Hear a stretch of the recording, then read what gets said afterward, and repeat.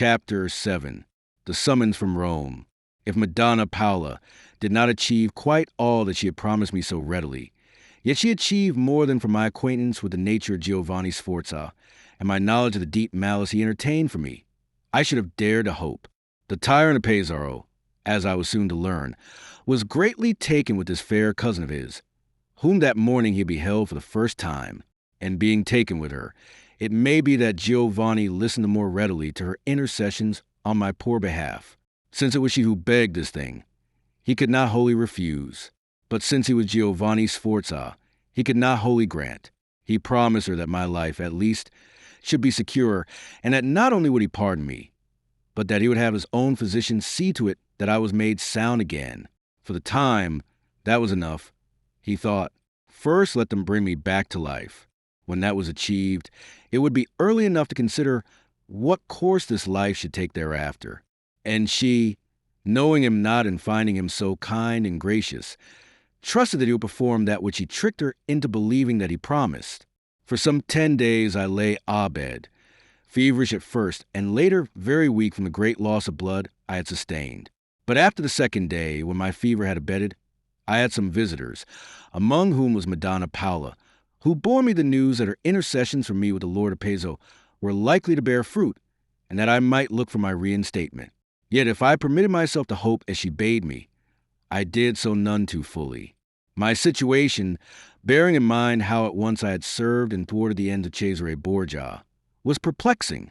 Another visitor I had was Messer Magistri, the pompous seneschal of Pesaro, who, after his own fashion, seemed to have a liking for me and a certain pity. Here was my chance of discharging the true errand on which I was returned.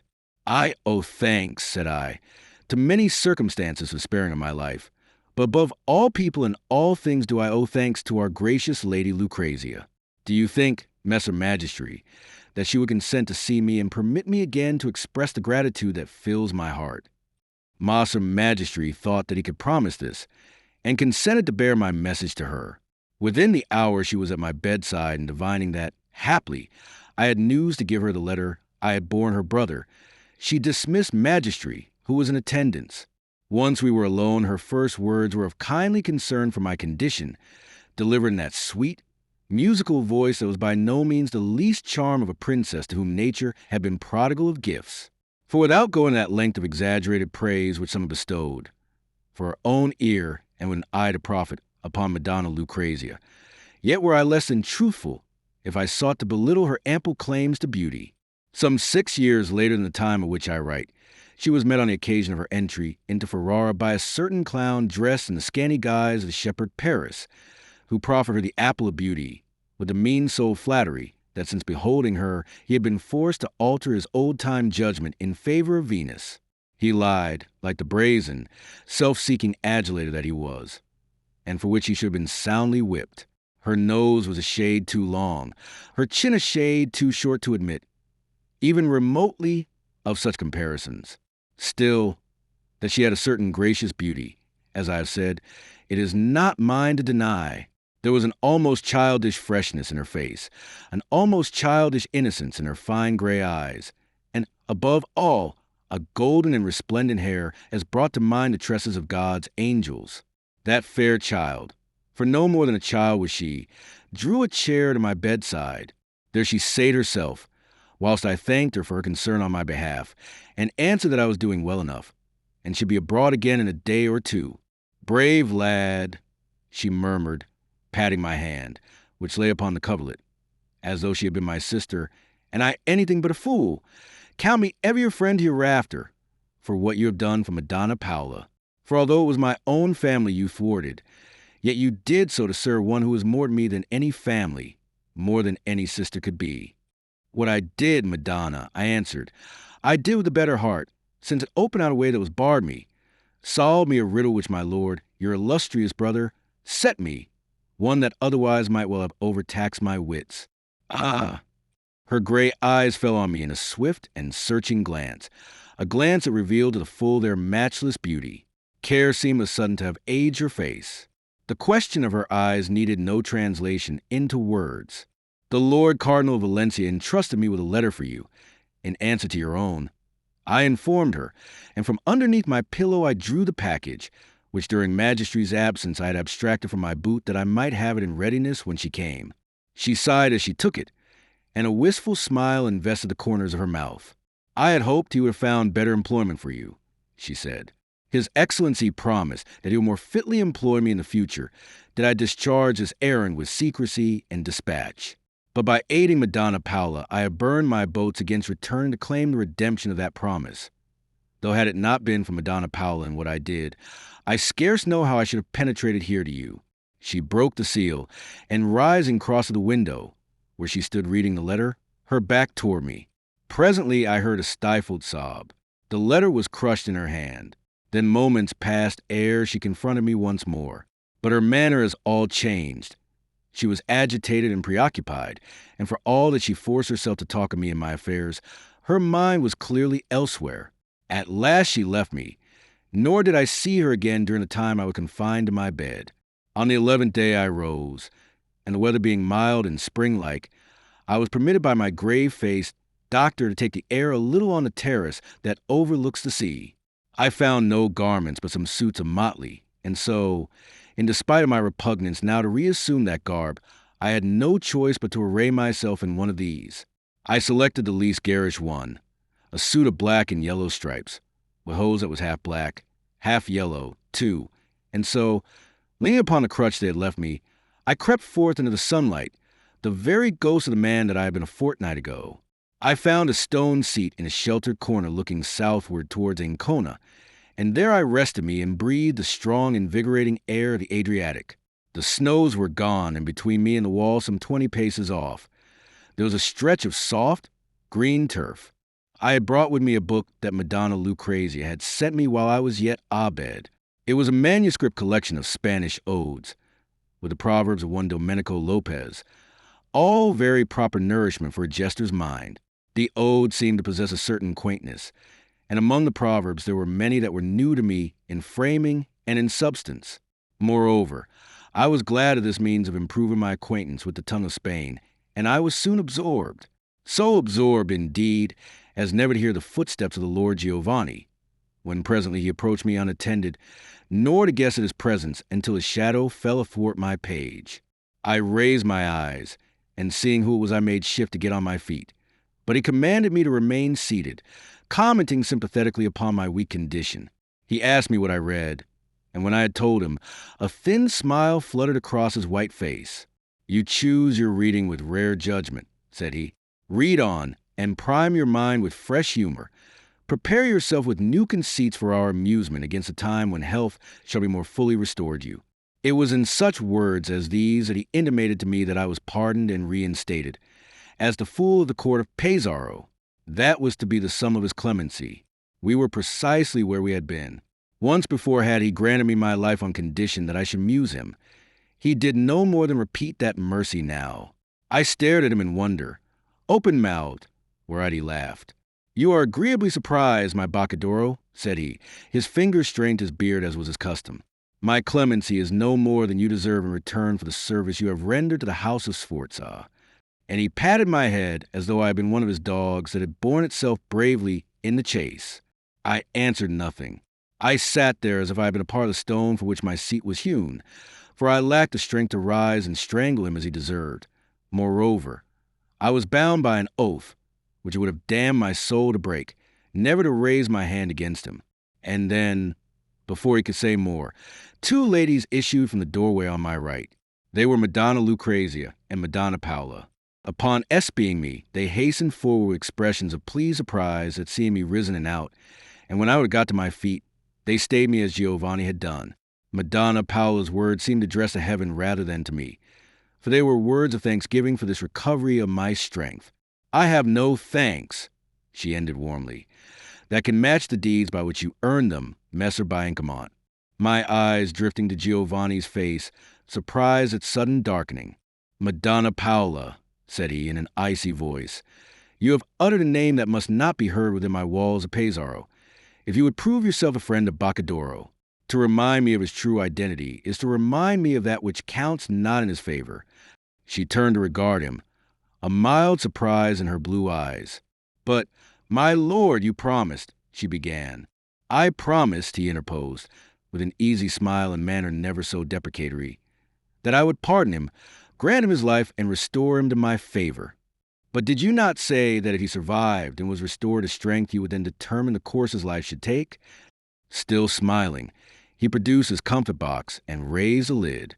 That is a thing he seems to have determined for himself, he answered smoothly. He could be smooth as a cat upon occasion. Could this bastard of Costanzo Sforza. I came upon him here, arrayed as you behold him, and reading a book of Spanish quips. Is it not clear that he has chosen? Between thumb and forefinger he balanced a sugar-crusted comfort of coriander seed steeped in marjoram vinegar, and having put his question, he bore the sweetmeat to his mouth. The ladies looked at him, and from him to me. Then Madonna Paula spoke, and there seemed a reproachful wonder in her voice. Is this indeed your choice? She asked me. It is the choice that was forced on me, said I, in heat.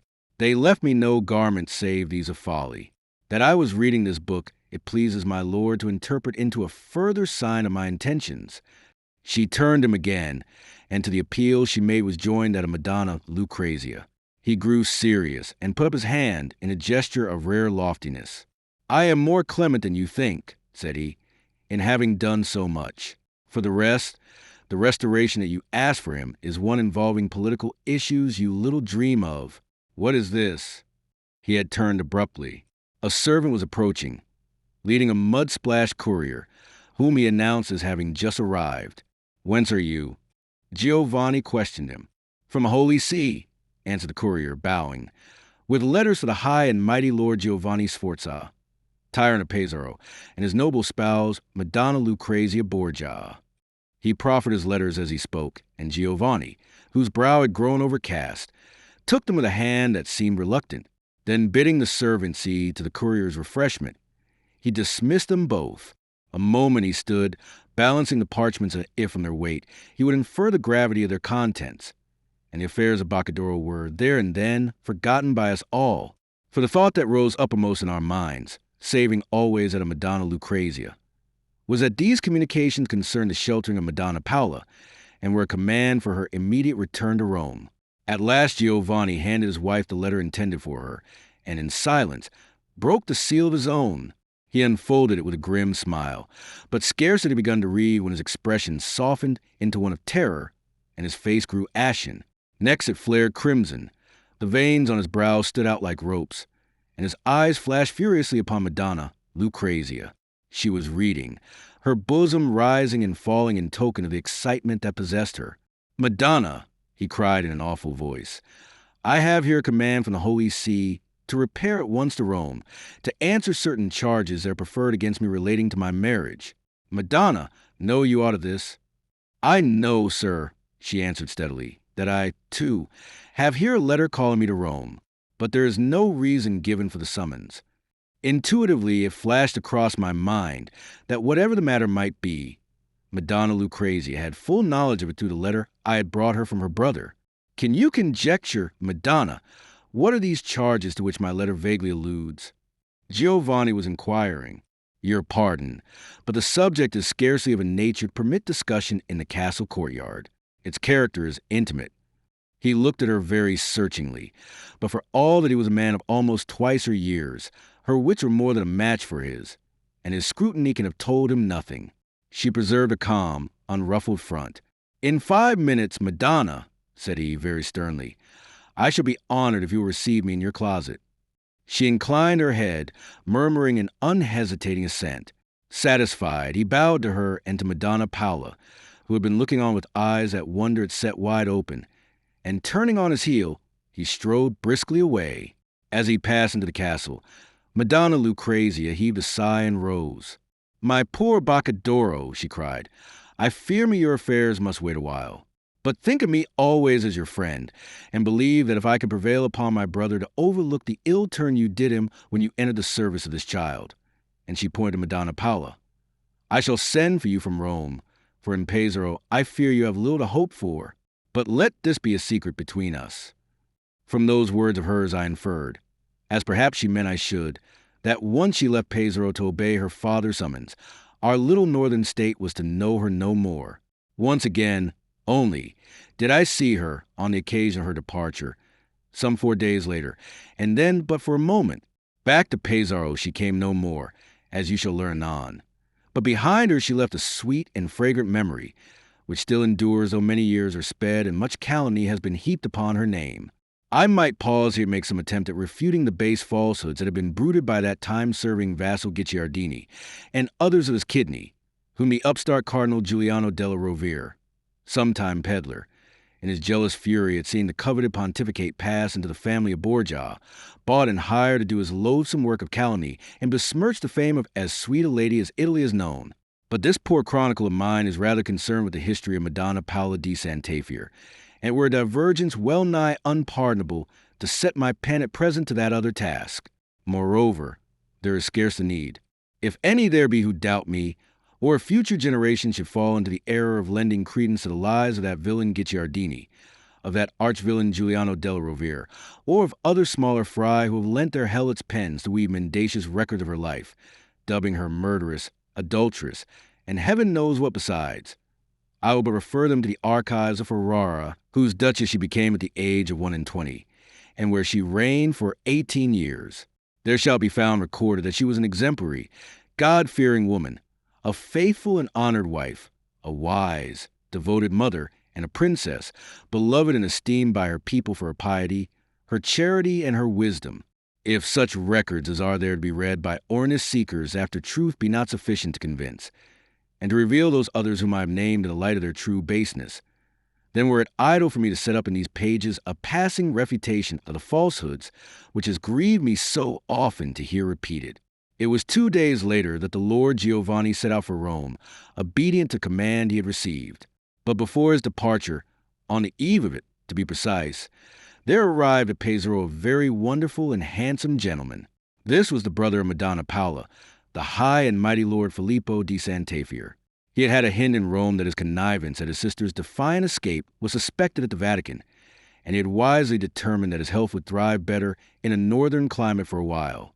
A very splendid creature was this Lord Filippo, all shimmering velvet, gleaming jewels, costly furs, and glittering gold.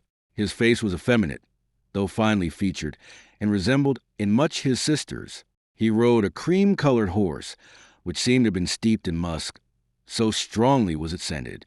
But of all his affectations, the one with which I has taken most was to see one of his grooms approach him when he dismounted, to dust his wondrous clothes down to his shoes, which he wore in the splayed fashion set by the late King of France, who was blessed with 12 toes on each of his deformed feet. The Lord Giovanni, himself not lacking in effeminacy, was greatly taken by the wondrous raiment, the studied lisp, and the 100 affectations of this peerless gallant. Had he not been overburdened at the time by the papal business that impended, he might there and then have cemented the intimacy which was later to spring up between them. As it was, he made him very welcome, and placed at his and his sister's disposal the beautiful palace that his father had begun and he himself had completed, which was known as the Palazzo Sforza. On the morrow Giovanni left Pesaro with but a small retinue, in which I was thankful not to be included. 2 days later Madonna, Lucrezia, followed her husband, the fact that they journeyed not together, seeming to wear an ominous significance. Her eyes had a swollen look, such as attends much weeping, which afterwards I took as proof that she knew for what purpose she was going, and was moved to bitter grief at the act to which her ambitious family was constraining her. After their departure, things moved sluggishly at Pesaro. The nobles of the Lord Giovanni's court repaired to their several houses in the neighboring country, and save for the officers of the household, the place became deserted. Madonna Paola remained at the Sforza Palace, and I saw her only once during the 2 months that followed, and then it was about the streets, and she had little more than a greeting for me as she passed. At her side rode her brother, a splendid blaze of finery, falcon on wrist. My days were spent in reading and reflection, for there was naught else to do. I might have gone my ways had I so wished it, but something kept me there at Pesaro, curious to see the events with which the time was growing big. We grew sadly stagnant during Lent, and what with the uneventful course of things, and the lean fare prescribed by Mother Church, it was a very dispirited Boccadoro that wandered aimlessly whither his dulling fancy took him. But in Holy Week, at last, we received an abrupt stir which set a whirlpool of excitement in the dead sea of our lives. It was a sudden reappearance of the Lord Giovanni. He came alone, dust-stained and haggard, on a horse that dropped dead from exhaustion the moment Pesaro was reached, and in his pallid cheek and hollow, we read the tale of some great fear and some disaster. That night, we heard the story of how he had performed the feat of riding all the way from Rome in 24 hours, fleeing for his life from the peril of assassination, of which Madonna Lucrezia had warned him. He went off to his castle of Gradera, where he shut himself up with the trouble we could but guess at, and so in Pesaro, that brief excitement spent, we stagnated once again. I seemed an anomaly in so gloomy a place, and more than once did I think of departing and seeking out my poor old mother in her mountain home, contenting myself hereafter with laboring like any honest villano born to the soil. But there ever seemed to be a voice that bade me stay and wait, and the voice bore suggestion of Madonna Paula. But why dissemble here? Why cast out hints of voices heard, supernatural in their flavor? The voice, I doubt not, was just my own inclination, which bade me hope that once again it might be mine to serve that lady. An eventful year in the history of the families of Sforza and Borgia was that year of grace 1497. Spring came, and ere it had quite grown to summer we had news of the assassination of the Duke of Gandia, and the tale that he was done to death by his elder brother, Cesare Borgia, a tale which seemed to lack for reasonable substantiation, and which, despite the many voices that make bold to noise it broadcast, may or may not be true. In that same month of June, messages passed between Rome and Pesaro, and gradually the burden of the messages leaked out in rumors that Pope Alexander and his family were pressing the Lord Giovanni to consent to a divorce. At last he left Pesaro again, this time to journey to Milan and seek counsel with his powerful cousin, Lodovico, whom they called the Moor. When he returned, he was more sulky and downcast than ever, and at Gradera, he lived in an isolation that had been worthy of a hermit. And thus that miserable year wore itself out, and at last, in December, we heard that the divorce was announced, and that Lucrezia Borgia was a tyrant of Pesaro's wife no more. The news of it and the reasons that were put forward as having led to it were roared across Italy in a great, derisive burst of laughter, of which the Lord Giovanni was the unfortunate and contemptible butt. Chapter 8. Emieni, tekel up Harson, and now, lest I grow tedious and weary you with this narrative of mine, it may be well that I but touch with a fugitive pen upon the events of the next 3 years of the history of Pesaro. Early in 1498, the Lord Giovanni showed himself once more abroad, and he seemed again the same weak, cruel, pleasure-loving tyrant he had been before shame overtook him and drove him for a season into hiding. Madonna Paula and her brother, Filippo di Santafiore, remained in Pesaro, where they now appear to have taken up their permanent abode. Madonna Paula, following her inclinations, withdrew to the convent of Santa Caterina, there pursue in peace the studies for which she had a taste, whilst her splendid, profligate brother became the ornament, the arbiter elegantiarum, of our court. Thus were they left undisturbed, for in the cauldron of Borgia politics a stew was simmering that demanded all that family's attention, and of whose import we guessed something when we heard that Cesare Borgia had flung aside his cardinalitial robes to put on armor and give freer rein to the boundless ambition that consumed him. With me life moved as if that winter excursion and adventure had never been. Even the memory of it must have faded into a haze that scarce left discernible any semblance of reality, for I was once again Boccadoro, the golden-mouthed fool, whose sayings were echoed by every jester throughout Italy. My shame that for a brief season had risen up in arms seemed to be laid to rest once more, and I was content with the burden that was mine. Money I had in plenty, for when I pleased him the Lord Giovanni's veils were often handsome, and much of my earnings went to my poor mother, who would sooner have died starving than have bought herself bread with those ducats, could she have guessed at what manner of trade Lazzaro Biancamon had earned them. The Lord Giovanni was a frequent visitor at the convent of Santa Caterina, whither he went, ever attended by Filippo di Santafiore, to pay his duty to his fair cousin. In the summer of 1500, she being then come to the age of 18, and as divinely beautiful a lady as you could find in Italy, she allowed herself to be persuaded by her brother, who, I make no doubt, had been, in his turn, persuaded by the Lord of Pesaro, to leave her convent and her studies, and to take up her life at the Sforza Palace, where Filippo held by now a sort of petty court of his own. And now it fell out that the Lord Giovanni was oftener at the palace than at the castle, and during that summer Pesaro was given over to such merrymaking as it had never known before.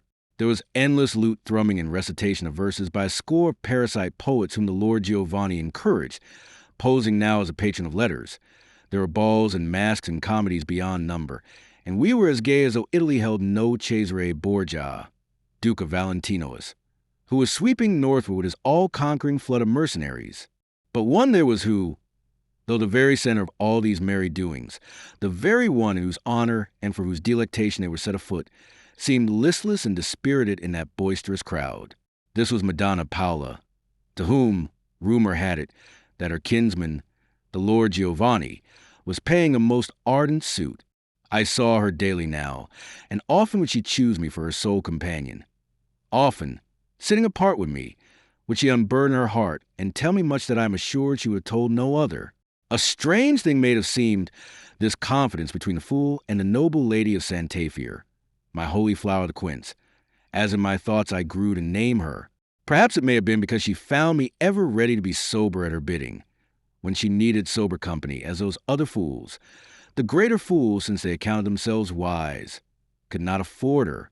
That winter adventure betwixt Cagliari and Pesaro was a link that bound us together, and caused her to see under my motley and my masking smile the true Lazzaro Biancamon, whom for a little season she had known, and when we were alone it had become her wont to call me Lazzaro, leaving that other name that they had given me for use when others were at hand. Yet never did she refer to my condition, or wound me by seeking to spur me to the ambition to become myself again. Haply she was content that I should be as ice, since had I sought to become different it must have entailed my quitting Pesaro, and this poor lady was so bereft of friends that she could not afford to lose even the sympathy of the despised jester. It was in those days that I first came to love her with as pure a flame as ever burned within the heart of man, for the very hopelessness of it preserved its holy whiteness. What could I do, if I would love her, but love her as the dog may love his mistress? More was surely not for me, and to seek more were surely a madness that must earn me less. And so, I was content to let things be and keep my heart in check, thanking God for the mercy of her company at times, and for the precious confidences she made me, and praying heaven, for my love was I grown devout, that her life might run a smooth and happy course, and ready, in the furtherance of such an object, to lay down my own should the need arise. Indeed, there were times when it seemed to me that it was a good thing to be a fool to know a love of so rare a purity as that, such a love as I might never have known had I been of her station, and in such case as to have hoped to win her some day for my own. One evening of late August, when the vines were heavy with ripe fruit, and the scent of roses was permeating the tepid air, she drew me from the throng of courtiers that made merry in the palace, and led me out into the noble gardens to seek counsel with me, she said, upon a matter of gravest moment. There, under the sky of deepest blue, crimsoning to saffron where the sun had set, we paced a while in silence, my own senses held enthralled by the beauty of the eventide, the ambient perfumes of the air and the strains of music that faintly reached us from the palace. Madonna's head was bent, and her eyes were set upon the ground and burdened, so my furtive glance assured me, with a gentle sorrow. At length she spoke, and at the words she uttered my heart seemed for a moment to stand still. "Lazzaro," said she, "they would have me marry." For a little spell there was a silence, my wit seeming to have grown too numb to attempt to seek an answer. I might be content, indeed, to love her from a distance, as a cloistered monk may love and worship some particular saint in heaven. Yet it seems that I was not proof against jealousy for all the abstract quality of my worship. "Lazzaro," she repeated presently, "did you hear me? They would have me marry." "I have heard some such talk," I answered, rousing myself at last, "and they say that it is the Lord Giovanni who would prove worthy of your hand." "They say, rightly then," she acknowledged. "The Lord Giovanni it is." Again there was a silence, and again it was she who broke it. "Well, Lazzaro," she asked, "have you naught to say?" "What would you have me say, Madonna? If this wedding accords with your own wishes, then am I glad." "Lazzaro, you know that it does not." "How should I know it, Madonna?" "Because your wits are shrewd, and because you know me. Think you this petty tyrant is such a man as I should find in my heart to conceive affection for? Grateful to him am I for the shelter he has afforded us here, but my love, that is a thing I keep, or fain would keep, for some very different man. When I love, I think it will be a valorous knight, a gentleman of lofty mind, of noble virtues and ready address. An excellent principle on which to go in quest of a husband, Madonna mia. But where in this degenerate world do you look to find him? Are there, then, no such men? In the pages of Boccadoro and those other poets whom you have read, too earnestly there may be. Nay, there speaks your cynicism, she chided me. But even if my ideals be too lofty, would you have me descend from the height of such a pinnacle to the level of the Lord Giovanni, a weak-spirited craven, as witnesses a manner in which he permitted the Borgias to mishandle him, a cruel and unjust tyrant, as witnesses his dealing with you, to seek no further instances, a weak, ignorant, pleasure-loving fool, devoid of wit and barren of ambition? Such is the man they would have me wed. Do not tell me, Lazaro, that it were difficult to find a better one than this. I do not mean to tell you that.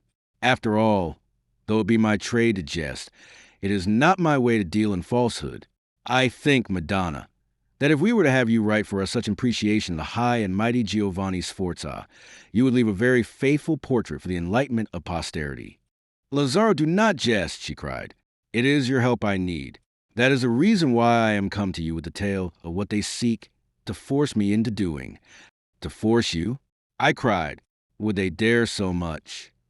Aye, if I resist them further. Why, then, I answered with a ready laugh, do not resist them further. Lazaro, she cried, her accents telling of a spirit wounded by what she accounted flippancy. Mistake me not. I hastened to elucidate. It is lest they should employ force and compel you at once to enter into this union that I counsel you to offer no resistance. Beg for a little time, vaguely suggesting that you are not indisposed to the Lord Giovanni's suit. That were deceit, she protested. A trusty weapon with which to combat tyranny, said I. Well, and then, she questioned, such a state of things cannot endure forever. It must end some day. I shook my head, and I smiled down upon her a smile that was very full of confidence. That day will never dawn, unless the Lord Giovanni's impatience transcends all bounds. She looked at me, a puzzled glance in her eyes, a bewildered expression knitting her fine brows. I do not take your meaning, my friend, she complained, then marked the enucleation. I will expound this meaning of mine through the medium of a parable. In Babylon of old, there dwelt a king whose name was Belshazzar, who, having fallen into habits of voluptuousness and luxury, was so enslaved by them as to feast and make merry whilst a certain Darius, king of the Medes, was marching in arms against his capital. At a feast one night, the fingers of a man's hand were seen to write upon the wall, and the words they wrote were a belated warning. Mean tekel upharsin. She looked at me, her eyes round with inquiry, and a faint smile of uncertainty on her lips. Let me confess that your elucidation helps me but little. Pondered Madonna, I urged her, substitute Giovanni Sforza for Belshazzar, Cesare Borgia for King Darius, and you are the key to my parable. But is it indeed so? Does danger threaten Pesaro from that quarter? Aye, does it, I answered, almost impatiently. The tide of war is surging up, and presently will whelm us utterly. Yet here sits the Lord Giovanni making merry with balls and masks and burial and banquets, wholly unprepared, wholly unconscious of his peril. There may be no hand to write a warning on his walls, or else, as in the case of Babylon, the hand will write when it is too late to avert the evil. Yet there are not wanting other signs of those that have the wit to read them, nor is a wondrous penetration needed. And you think then, she began, I think that if you are obdurate with him, he and your brother may hurry you by force into this union. But if you temporize with half-promises, with suggestions that before Christmas you may grow reconciled to his wishes, he will be patient. But what if Christmas comes and finds us still in this position? It will need a miracle for that, or at least the death of Cesare Borgia, an unlikely event, for they say he uses great precautions. Saving the miracle and providing Cesare lives, I will give the Lord Giovanni's reign in Pesaro at most 2 months. We had halted now, and were confronting each other in the descending gloom. Lazaro, dear friend, she cried, almost with gaiety, I was wise to take counsel with you. You have planted in my heart a very vigorous growth of hope. We turned soon after, and started to retrace our steps, for she might be ill-advised to remain absent overlong. I left her on the terrace in a very different spirit from that in which she had come to me, bearing with me her promise that she would act as I had advised her. No doubt I had taken a load from her gentle soul, and oddly enough, I had taken, too, a load from mine. Things fell out as I said they would in far as Giovanni Sforza and Filippo were concerned. Madonna's seeming amenability to their wishes stayed their insistence, and they could but respect her wishes to let the betrothal be delayed yet a little while. And during the weeks that followed, it was I scarce know whether more pitiable or more amusing to see the efforts that Giovanni made to win her ardently desired affection. Love has sharp eyes at times, and a dullard under the influence of the baby god will turn shrewd and exert rare wiles in the conduct of his wooing. Giovanni, by some intuition usually foreign to his dull nature, seemed to divine what manner of man would be Madonna Paola's ideal, and strove to pass himself off as possessed of the attributes of that ideal, with an ardor that was pitiably comical. He became an actor by the side of whom those comedians that played impromptus for his delectation were the merest bunglers with the art.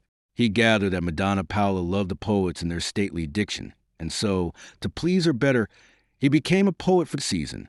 Poeta nascitur, the proverb runs, and that proverb's truth was doubtless forced home upon the Lord Giovanni at an early stage of his excursions into flowery meads of prosody. Fortunately, he lacked the supreme vanity that is the attribute of most poetasters, and he was able to see that such things as after hours of midnight labor he contrived to pen would evoke nothing but her amusement, unless, indeed, it were her scorn, and render him the laughing-stock of all his court. So, in the wisdom of despair, he came to me, and with a gentleness that in the past he had rarely manifested for me, he asked me was I skilled in writing verse. There were not wanting others to whom he might have gone, for there was no lack of rimsters about his court, but perhaps he thought he could be more certain of my silence than of theirs. I answered him that were the subject of my taste, I might succeed in throwing off some passable lines upon it.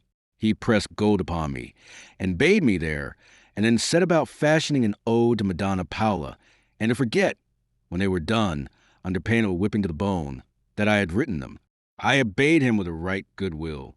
For what subject of all subjects possible was there that made so powerful an appeal to my inclinations? Within an hour he had the ode, not perhaps such a poem as might stand comparison with the verses of Messer Petrarca, yet of very passable effusion, chaste of conceit, and palpitating with sincerity and adoration. It was in that I addressed her as the holy flower of the quince, which was a symbol of the house of Sant'Afier. So great an impression made that ode that on the morrow the Lord Giovanni came to me with a second bribe and a second threat of torture. I gave him a sonnet of Petrarchian manner, which went near to outshining the merits of the ode. And now, these requests of the Lord Giovanni's assumed an almost daily regularity, until it came to seem that did affairs continue in this manner for yet a little while, I should have earned me enough to have repurchased by Ancamont, and so ended my troubles. And good was the value that I gave him for his gold. How good, he never knew. For how was he, the clod, to guess that this despised jester of his court was pouring out his very soul into the lines he wrote to the tyrant's orders? It is scant wonder that, at last, Madonna Paola, who had begun by smiling, was touched and moved by the ardent worship that sighed from those perfervid verses. So touched, indeed, was she as to believe the Lord Giovanni's love to be the pure and holy thing those lines presented it, and to conclude that his love had wrought in him a wondrous and ennobling transformation. That so she thought I have the best of all reasons to affirm, for I had it from her very lips one day. Lazzaro, she sighed, it is occurring to me that I have done the Lord Giovanni an injustice. I have misgauged his character. I held him be a shallow, unlettered clown, devoid of any finer feelings. Yet his verses have a merit that is far above the common note of these writings, and they breathe such fine and lofty sentiments as could never spring from any but a fine and lofty soul. How I came to keep my tongue from wagging out the truth, I scarcely know. It may be that I was frightened of the punishment that might overtake me did I betray my master, but I rather think that it was a fear of betraying myself, and so being flung into the outer darkness where there was no such radiant presence as Madonna Paola's. For had I told her it was I had penned those poems that were the marvel of the court, she must of necessity have guessed my secret. For to such quick wits as hers it must have been plain at once that they were no vaporings of artistry, but the hot expressions of a burning truth. It was in that, in their supreme sincerity, that their chief virtue lay. Thus weeks wore on. The vintage season came and went.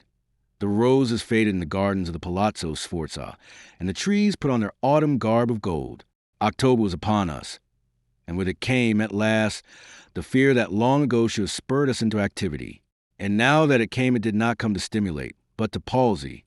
Terror-stricken at the conquering advance of Valentino, which was a name they now gave Cesare Borgia, a name derived from his duchy of Valentinois, Giovanni Sforza abruptly ceased his reveling and made a hurried appeal for help to Francesco Gonzaga, Lord of Mantua, his brother-in-law, through the Lord of Pesaro's first marriage.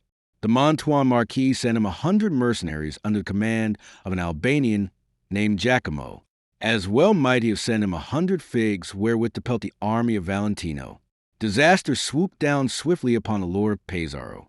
His very people, seeing in what case they were, and how unprepared was their tyrant to defend them, wisely resolved that they would run no risks of fire and pillage by aiding to oppose the irresistible force that was being hurled against us. It was on the second Sunday in October that the storm burst over the Lord Giovanni's head. He was on the point of leaving the castle to attend Mass at San Domenico, and in his company were Filippo Sforza of Sant'Afer and Madonna Paola, besides courtiers and attendants, amounting in all to perhaps a score of gallant cavaliers and ladies. The cavalcade was drawn up in the quadrangle, and Giovanni was on the point of mounting, when of a sudden a rumbling noise as of distant thunder, but too continuous for that, arrested him, his foot already in the stirrup.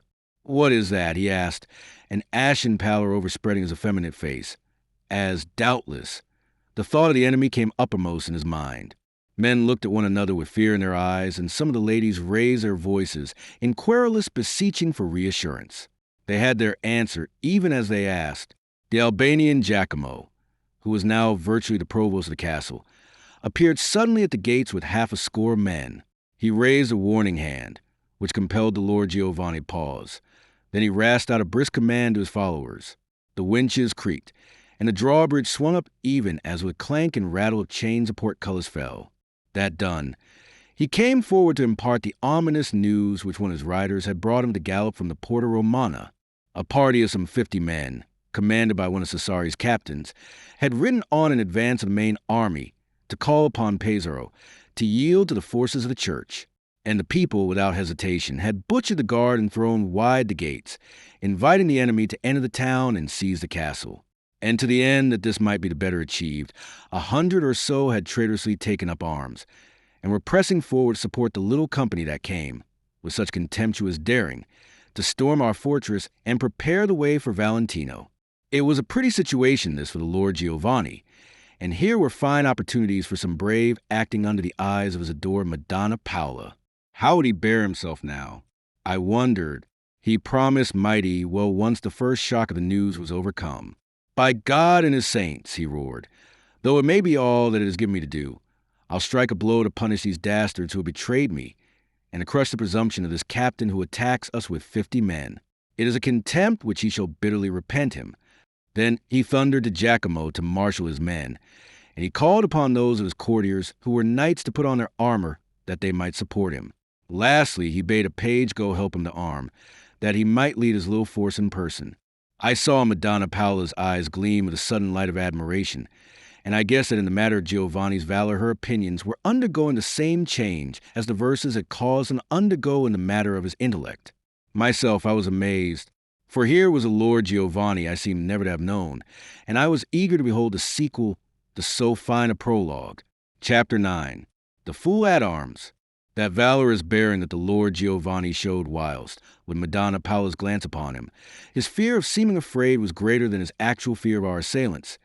He cast aside like a mantle once he was within the walls of his castle, and under the eyes of none save the page and myself, for I followed idly at a respectful distance. He stood irresolute and livid of countenance. His eagerness to arm and to lead his mercenaries and his knights all departed out of him. It was that curiosity of mine to see the sequel to his stout words that had led me to follow him, and what I saw was, after all, no more than I might have looked for, the proof that his big talk of sallying forth to battle was but so much acting. Yet it must have been acting of such a quality as to have deceived even his very self. Now, however, by the main steps, he halted in the cool gloom of the gallery, and I saw that fear had caught his heart in an icy grip and was squeezing it empty. In his irresolution, He turned about, and his gloomy eye fell upon me loitering in the porch. At that he turned to the page, who followed in obedience to his command. "Begone!" he growled at the lad. "I will have Boccadoro there to help me arm." And with a poor attempt at mirth, "The act is a madness," he muttered, "and so it is fitting that folly should put on my armor for it. Come with me, you." He bade me, and I, obediently, gladly, went forward and up the wide stone staircase after him, leaving the page to speculate as he listed on the matter of his abrupt dismissal. I read the Lord Giovanni's motives, as clearly as if they had been written for me by his own hand. The opinion in which I might hold him was to him a matter of so small account that he little cared that I should be the witness of the weakness which he feared was about to overcome him, nay, which had overcome him already. Was I not the one man in Pesaro who already knew his true nature, as revealed by that matter of the verses which I had written, and of which he had assumed the authorship? He had no shame before me, for I already knew the very worst of him, and he was confident that I would not talk lest he should destroy me at my first word. And yet there was more than that in his motive for choosing me to go with him in that hour, as I was to learn once we were closeted in his chamber. "Boccadoro," he cried, "can you not find me some way out of this?" Under his beard I saw the quiver of his lips as he put the question. "Out of this?" I echoed, scarce understanding him at first. "I, man, out of this castle, out of Pesaro. Bestir those wits of yours. Is there no way in which it might be done, no disguise under which I might escape?" "Escape?" quoth I, looking at him, and endeavoring to keep from my eyes the contempt that was in my heart. Dear God, had revenge been all I sought of him, how I might have gloated over his miserable downfall. "Do not stand there staring with those hollow eyes," he cried, anger and fear blending horridly in his voice and rendering shrill its pitch. "Find me a way. Come, knave, find me a way, or I'll have you broken on the wheel. Set your wits to save that long, lean body from destruction. Think, I bid you." He was moving restlessly as he spoke, swayed by the agitation of terror that possessed him like a devil. I looked at him now without dissembling my scorn. Even in such an hour as this the habit of hectoring cruelty remained him. What shall it avail me to think? I asked him in a voice that was as cold and steady as it was hot and quavering. "Were you a bird, I might suggest flight across the sea to you. But you are a man, a very human, a very mortal man, although your father made you Lord of Pesaro." Even as I was speaking, the thunder of the besiegers reached our ears. Such a dull roar it was as that of a stormy sea in winter time. Maddened by his terror, he stood over me now, his eyes flashing wildly in his white face. "Another word in such a tone," he rasped, his fingers on his dagger, "and I'll make an end of you. I need your help, animal." I shook my head, my glance meeting his without fear. I was of twice his strength. We were alone, and the hour was one that leveled ranks. Had he made the least attempt to carry out his threat, had he but drawn an inch of the steel he fingered, I think I should have slain it with my hands without fear or thought of consequences. "I have no help for you such as you need." I answered him. "I am but the fool of Pesaro. Whoever looked to a fool for miracles? But here is death," he almost moaned. "Lord of Pesaro," I reminded him, "your mercenaries are under arms by your command, and your knights are joining them. They wait for fulfillment of your promise, to lead them out against the enemy. Shall you fail them in such an hour as this?" He sank, limp as an empty scabbard, to a chair. "I dare not go. It is death," he answered miserably. "And what but death is it to remain here?" I asked, torturing him with more zest than ever he had experienced over the agonies of some poor victim on the rack. "In bearing yourself gallantly there lies a slender chance for you. Your people, seeing you in arms and ready to defend them, may yet be moved to a return of loyalty." "A fig for their loyalty," was his peevish, craven answer. "What shall it avail me when I'm slain? God, was there ever such a coward as this? Such a weak-souled, water-hearted dastard? But you may not be slain," I urge him, and then I sounded a fresh note. "Bethink you of Madonna Paula and of the brave things you promised her." He flushed a little, then paled again, then sat very still. Shame had touched him at last, yet its grip was not enough to make a man of him. A moment he remained irresolute, whilst that shame fought a hard battle with his fears. But those fears proved stronger in the end, and his shame was overthrown by them. "I dare not," he gasped, his slender, delicate hands clutching at the arms of his chair. "Heaven knows I am not skilled in the use of arms." "It asks no skill," I assured him. "Put on your armor. Take a sword and lay about you. The most ignorant scullion in your kitchens could perform it given that he had the spirit." He moistened his lips with his tongue, and his eyes looked dead as a snake's. Suddenly he rose and took a step toward the armor that was piled about a great leathern chair. Then he paused and turned to me once more. "Help me to put it on," he said in a voice that he strove to render steady. Yet scarcely had I reached the pile and taken up the breastplate when he recoiled again from the task. He broke into a torrent of blasphemy. "I will not sacrifice myself," he almost screamed. "Jesus, not I. I will find a way out of this. I will live to return with an army and regain my throne." A most wise purpose. But meanwhile, your men are waiting for you. Madonna Paula di Sant'Afer is waiting for you, and hark! The bellowing crowd is waiting for you. "They wait in vain," he snarled. "Who cares for them? The Lord of Pesaro am I." "Care you, then, nothing for them? Will you have your name written in history as that of a coward who would not lift his sword to strike one blow for honor's sake ere he was driven out like a beast by the mere sound of voices?" That touched him. His vanity rose in arms. "Take up that corselet," he commanded hoarsely. I did his bidding, and, without a word, he raised his arms that I might fit it to his breast. Yet in the instant that I turned to pick up the back piece, a crash resounded through the chamber. He had hurled the breastplate to ground in a fresh access of terror rage. He strode toward me, his eyes glittering like a madman's. "Go, you!" he cried, and with outstretched arms he pointed wildly across the courtyard. "You are very ready with your counsels. Let me behold your deeds. Do you put on the armor and go out to fight those animals?" He raved, he ranted. He scarce knew what he said or did, and yet the words he uttered sank deep into my heart, and a sudden, wild ambition swelled my bosom. "Lord of Pesaro," I cried, in a voice so compelling that it sobered him, "if I do this thing, what shall be my reward?" He stared at me stupidly for a moment. Then he laughed in a silly, crackling fashion. "Eh?" he queried. "Gesù." And he passed a hand over his damp brow, and threw back the hair that cumbered it. "What is the thing that you would do, fool?" "Why, the thing you bade me," I answered firmly. "Put on your armor, and shut down the visor, so that all shall think it is the Lord Giovanni, tyrant of Pesaro, who rides. If I do this thing, and put to rout the rabble and the 50 men that Cesare Borgia has sent, what shall be my reward?" He watched me with twitching lips, his glare fixed upon me and a faint color kindling in his face. He saw how easy the thing might be. Perhaps he recalled that he had heard that I was skilled in arms, having spent my youth in the exercise of them, against the time when I might fling the challenge that had brought me to my fool's estate. Maybe he recalled how I had borne myself against long odds on that adventure with Madonna Paula years ago. Just such a vanity as had spurred him to have me write him verses that he might pretend were of his own making, moved him now to grasp at my proposal. They would all think that Giovanni's armor contained Giovanni himself. None would ever suspect Boccadoro the fool within that shell of steel. His honor would be vindicated, and he would not lose the esteem of Madonna Paula. Indeed, if I returned covered with glory, that glory would be his. And if he elected to fly thereafter, he might do so without hurt to his fair name, for he would have amply proved his mettle and his courage.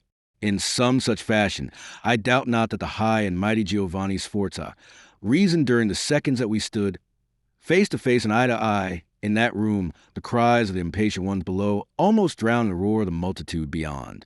At last he put out his hands to seize mine, and drawing me to the light, he scanned my face, heaven alone knowing what it was he sought there. "If you do this," said he, "Biancamont shall be yours again, if it remains in my power to bestow it upon you now or at any future time. I swear it by my honor. Swear it by your fear of hell or by your hope of heaven, and the compact is made." I answered, and so palsied was he and so fallen in spirit that he showed no resentment at the scorn of his honor my words implied, but there and then took the oath I had demanded. "And now," I urged, "help me to put on this armor of yours."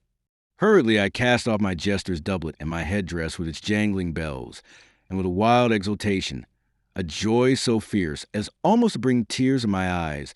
I held my arms aloft whilst that poor craven strapped about my body the back and breastplates his corselet.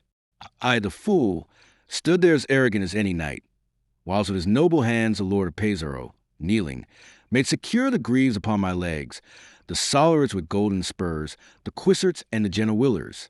Then he rose up, and with hands that trembled in his eagerness, he put on my brassarts and shoulder plates, whilst I myself drew on my gauntlets. Next he adjusted the gorget and handed me, last of all, the helm, a splendid headpiece of black and gold, surmounted by the Sforza lion. I took it from him and passed it over my head. Then ere I snapped down the visor and hid the face of Boccadoro, I bade him, unless he would render futile all this masquerade, to lock the door of his closet and lie there concealed till my return. At that a sudden doubt assailed him.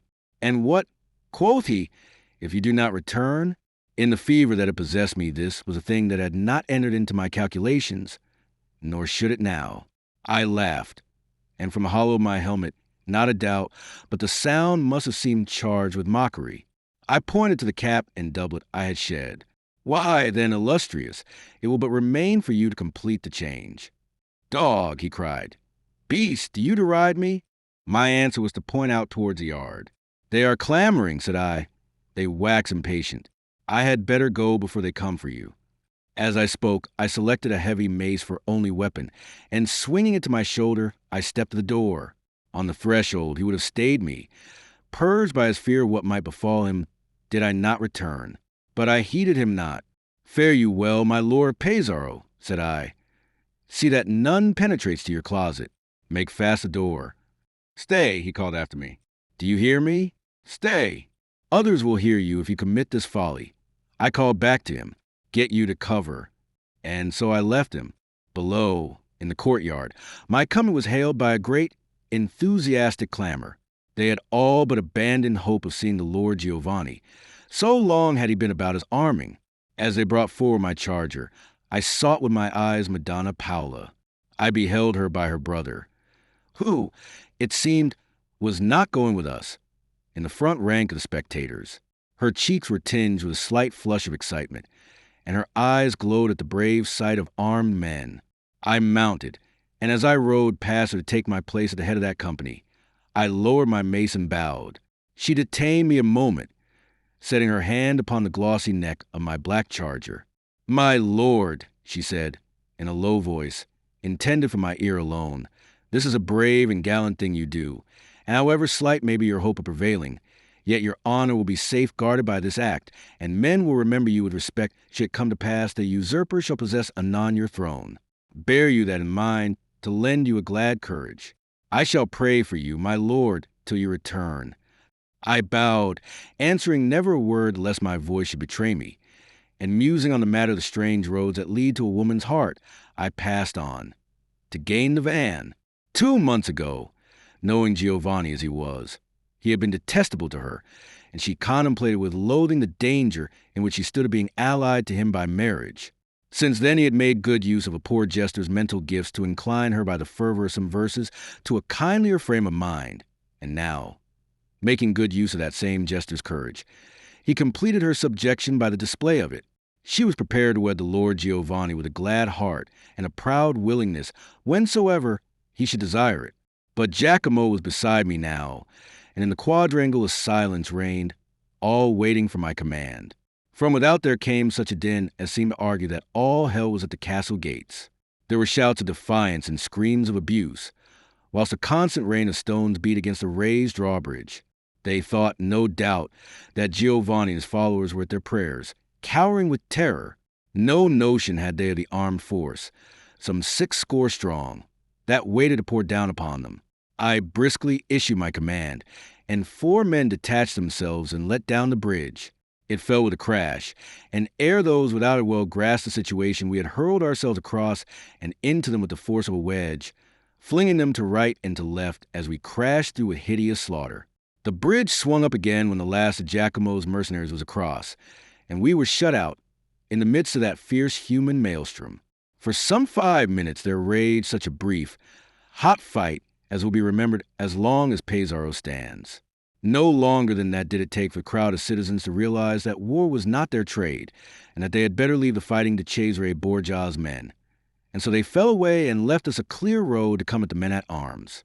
But already some 40 of our saddles were empty, and the fight, though brief, had proved exhausting to many of us. Before us, like an array of mirrors in the October sun, shone the serried ranks of the steel-cased Borgia soldiers, their lances in rest, waiting to receive us. Their leader, a gigantic man whose head was armed by no more than a pot of burnished steel, for which escaped the long red ringlets of his hair, was that same Ramiro del Orca who had commanded the party pursuing Madonna Paula 3 years ago. He was, since, become the most redoubtable of Cesari's captains, and his name was, perhaps, the best hated in Italy for the grim stories that were connected with it. As we rode on, he backed to join the foremost rank of his soldiers, and his voice, a voice that Stentor might have envied, trumpeted a laugh at sight of us.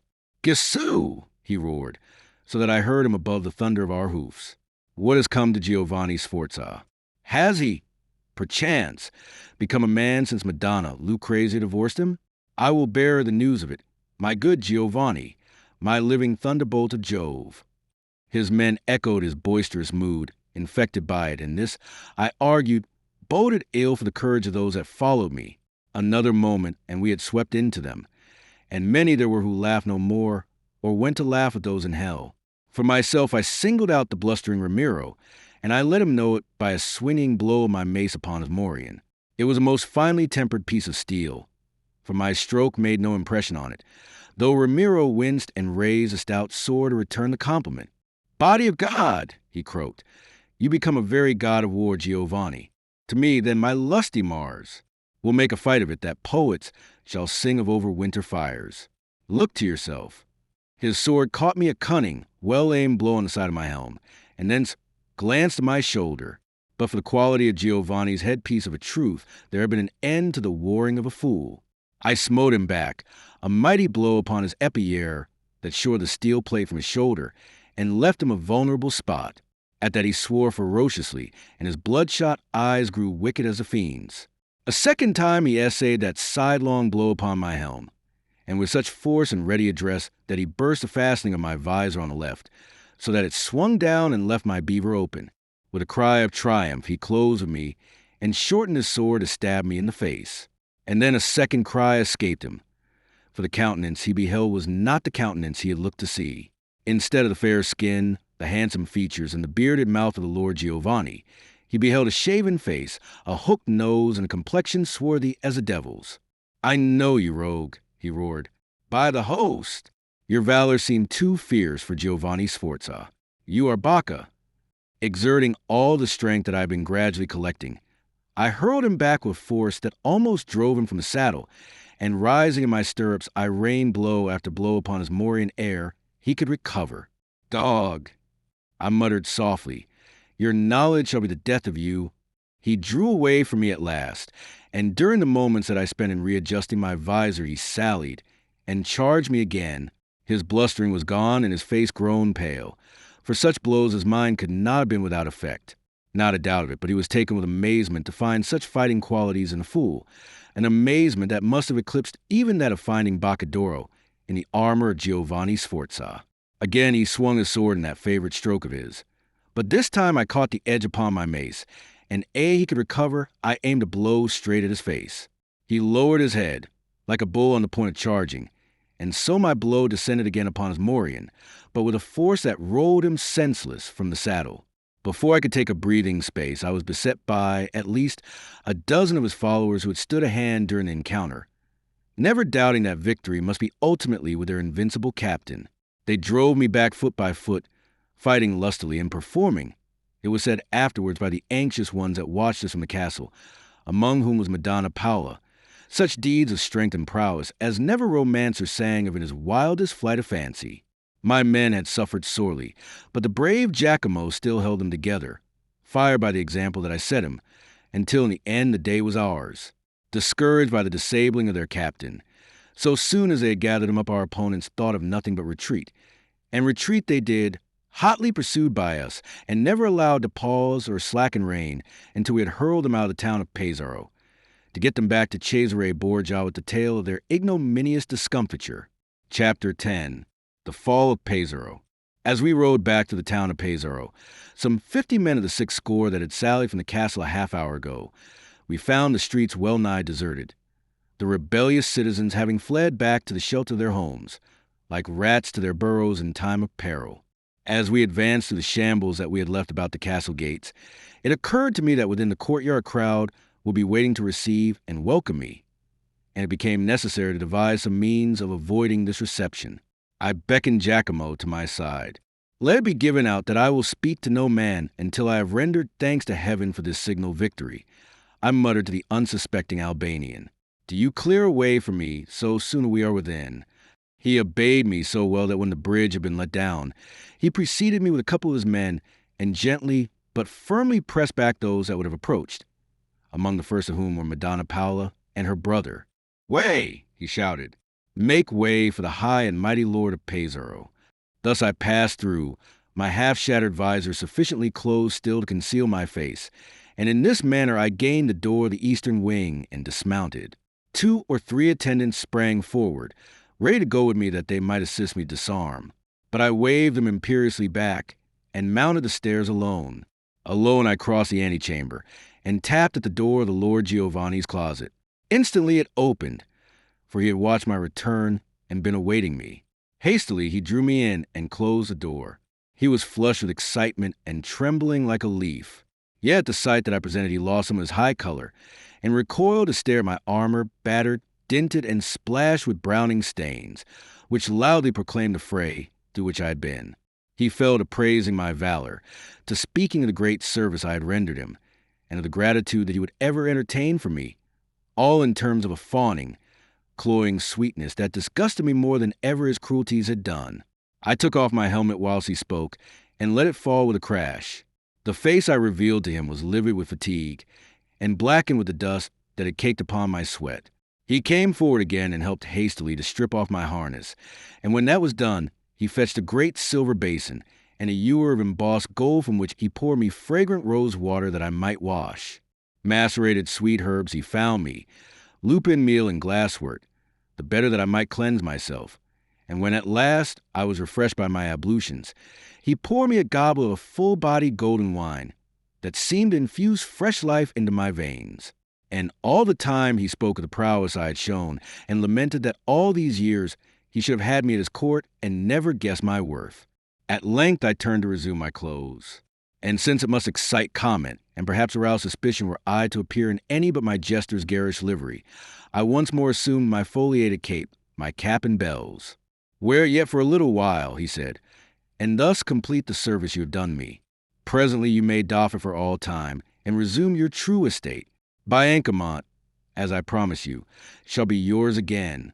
The Lord of Pesaro does not betray his word. I smiled grimly at the pride of his utterance. It is an easy thing, said I, freely to give that which is no longer ours. He colored with the anger that was ever ready. What shall that mean? He asked. Why, that in a few days you will have Cesare Borgia here, and you'll be Lord of Pesaro no more. I have saved your honor for you, more than that it were idle to attempt. Think not that I shall submit, he cried. I shall find in Italy the help I need to return and drive the usurper out. You must have faith in that, yourself, else had you never bargained with me as you have done for the return of your estates. To that I answered nothing, but urged him go below and show himself. And the better that he might bear himself among his courtiers, I detailed to him the most salient features of that fight. He went, not without a certain uneasiness, which, however, was soon dispelled by the thunder of acclamation with which he was received, not only by his courtiers, but by the soldiers who fought in a hot skirmish, and who believed that it was he had led them. Meanwhile I sat above, in the closet he had vacated, and thence I watched him with such mingling feelings in my heart as baffle now my halting pen. Scorn there was in my mood and a hot contempt at him that he'd stand there and accept their acclamation with an air of humility that I am persuaded was assumed. A certain envious anger was there, too, to think that such a weak-kneed, lily-livered craven should receive the plaudits of the deeds that I, his buffoon, had performed for him. Those acclamations were not for him, although those who acclaimed him thought so. They were for the man who had routed Ramiro del Orca, and his followers, and that man assuredly was I. Yet there I crouched above, behind the velvet curtains where none might see me, whilst he stood smiling and toying with his brown beard and listening to the fine words of praise that I could imagine were falling from the lips of Madonna Paula, who had drawn near and was speaking to him. There's in my nature a certain love of effectiveness, a certain taste for theatrical parade, and the contriving of odd situations. This bent of mine was whispering to me then to throw wide the window, and, stemming their noisy plaudits, announce to them the truth of what had passed. Yet what if I had done so? They would have accounted it but a new jest of Boccadoro, the fool, and one so ill-conceived that they might urge the Lord Giovanni to have him whipped for it. Aye!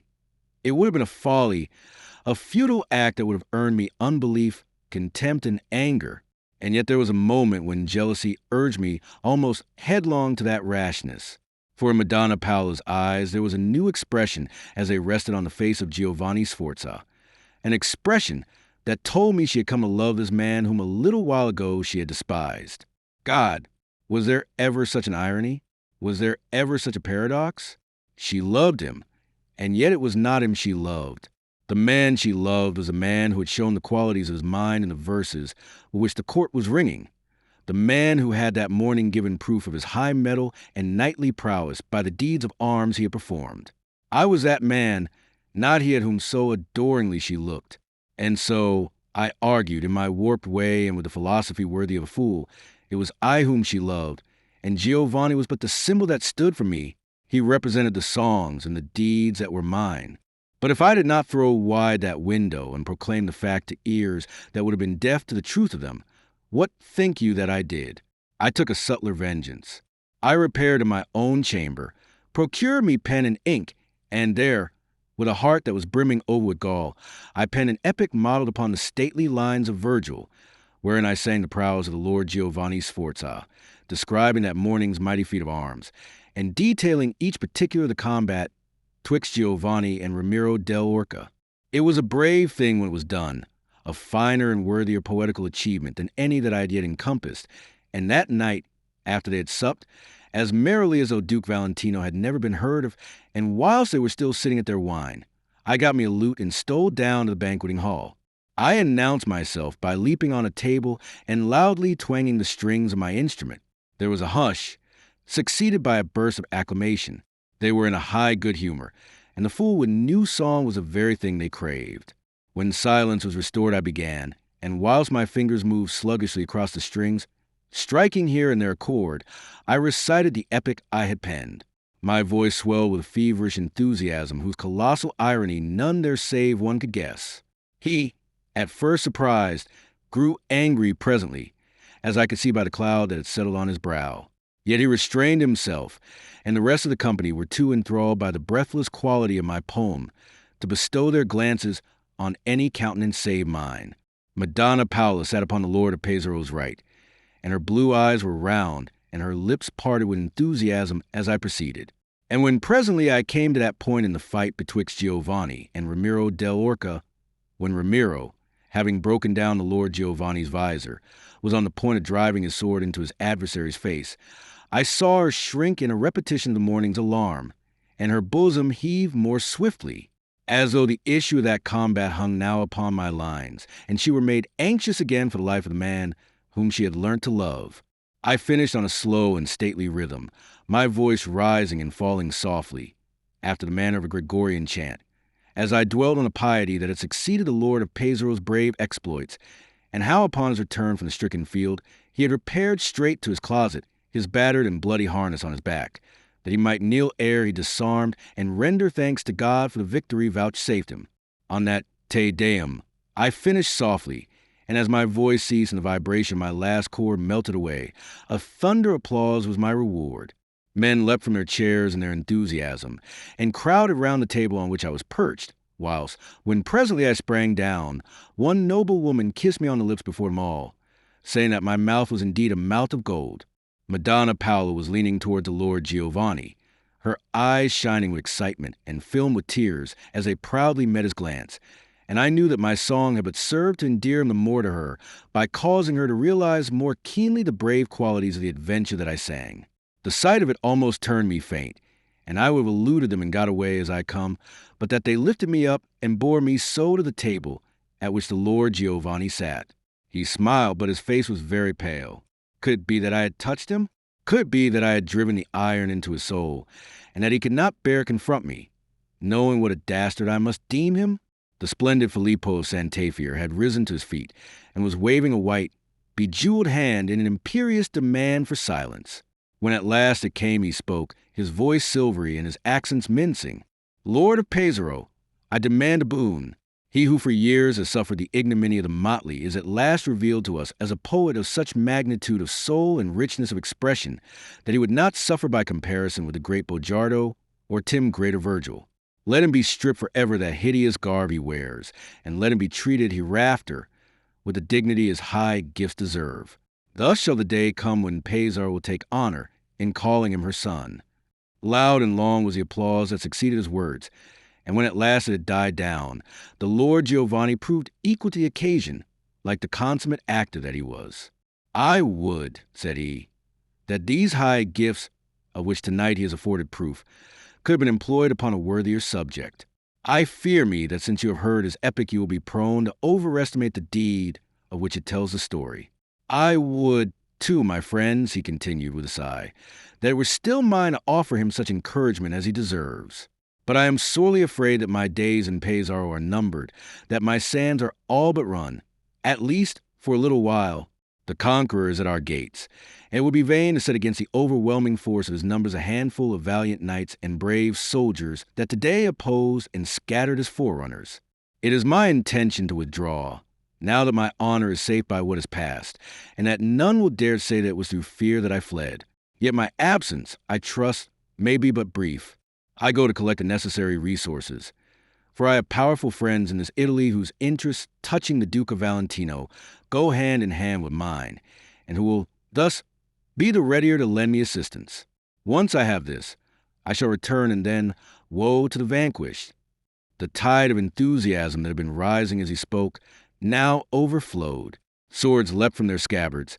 Mere toy weapons were they, meant more for ornament than offense, yet were they the earnest of the stouter arms those gentlemen were ready to wield when the time came. He quieted their clamors with a dignified wave of the hand. "When that day comes, I shall see to it that Boccadoro has his deserts. Meanwhile, let the suggestion of my illustrious cousin be acted upon, and let this gifted poet be arrayed in a manner that shall sort better with the nobility of his mind that tonight he has revealed to us. Thus was it that I came at last, to shed the motley and move among men garbed as themselves.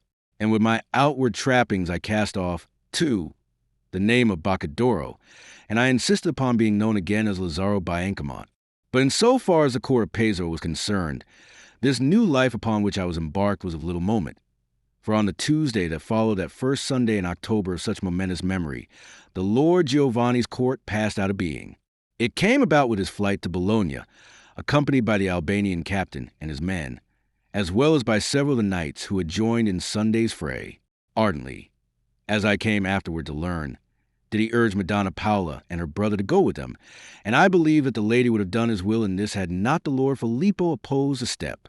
He was no warrior himself, he swore, for it was a thing he made open boast of, affecting to despise all who followed the coarse trade of arms.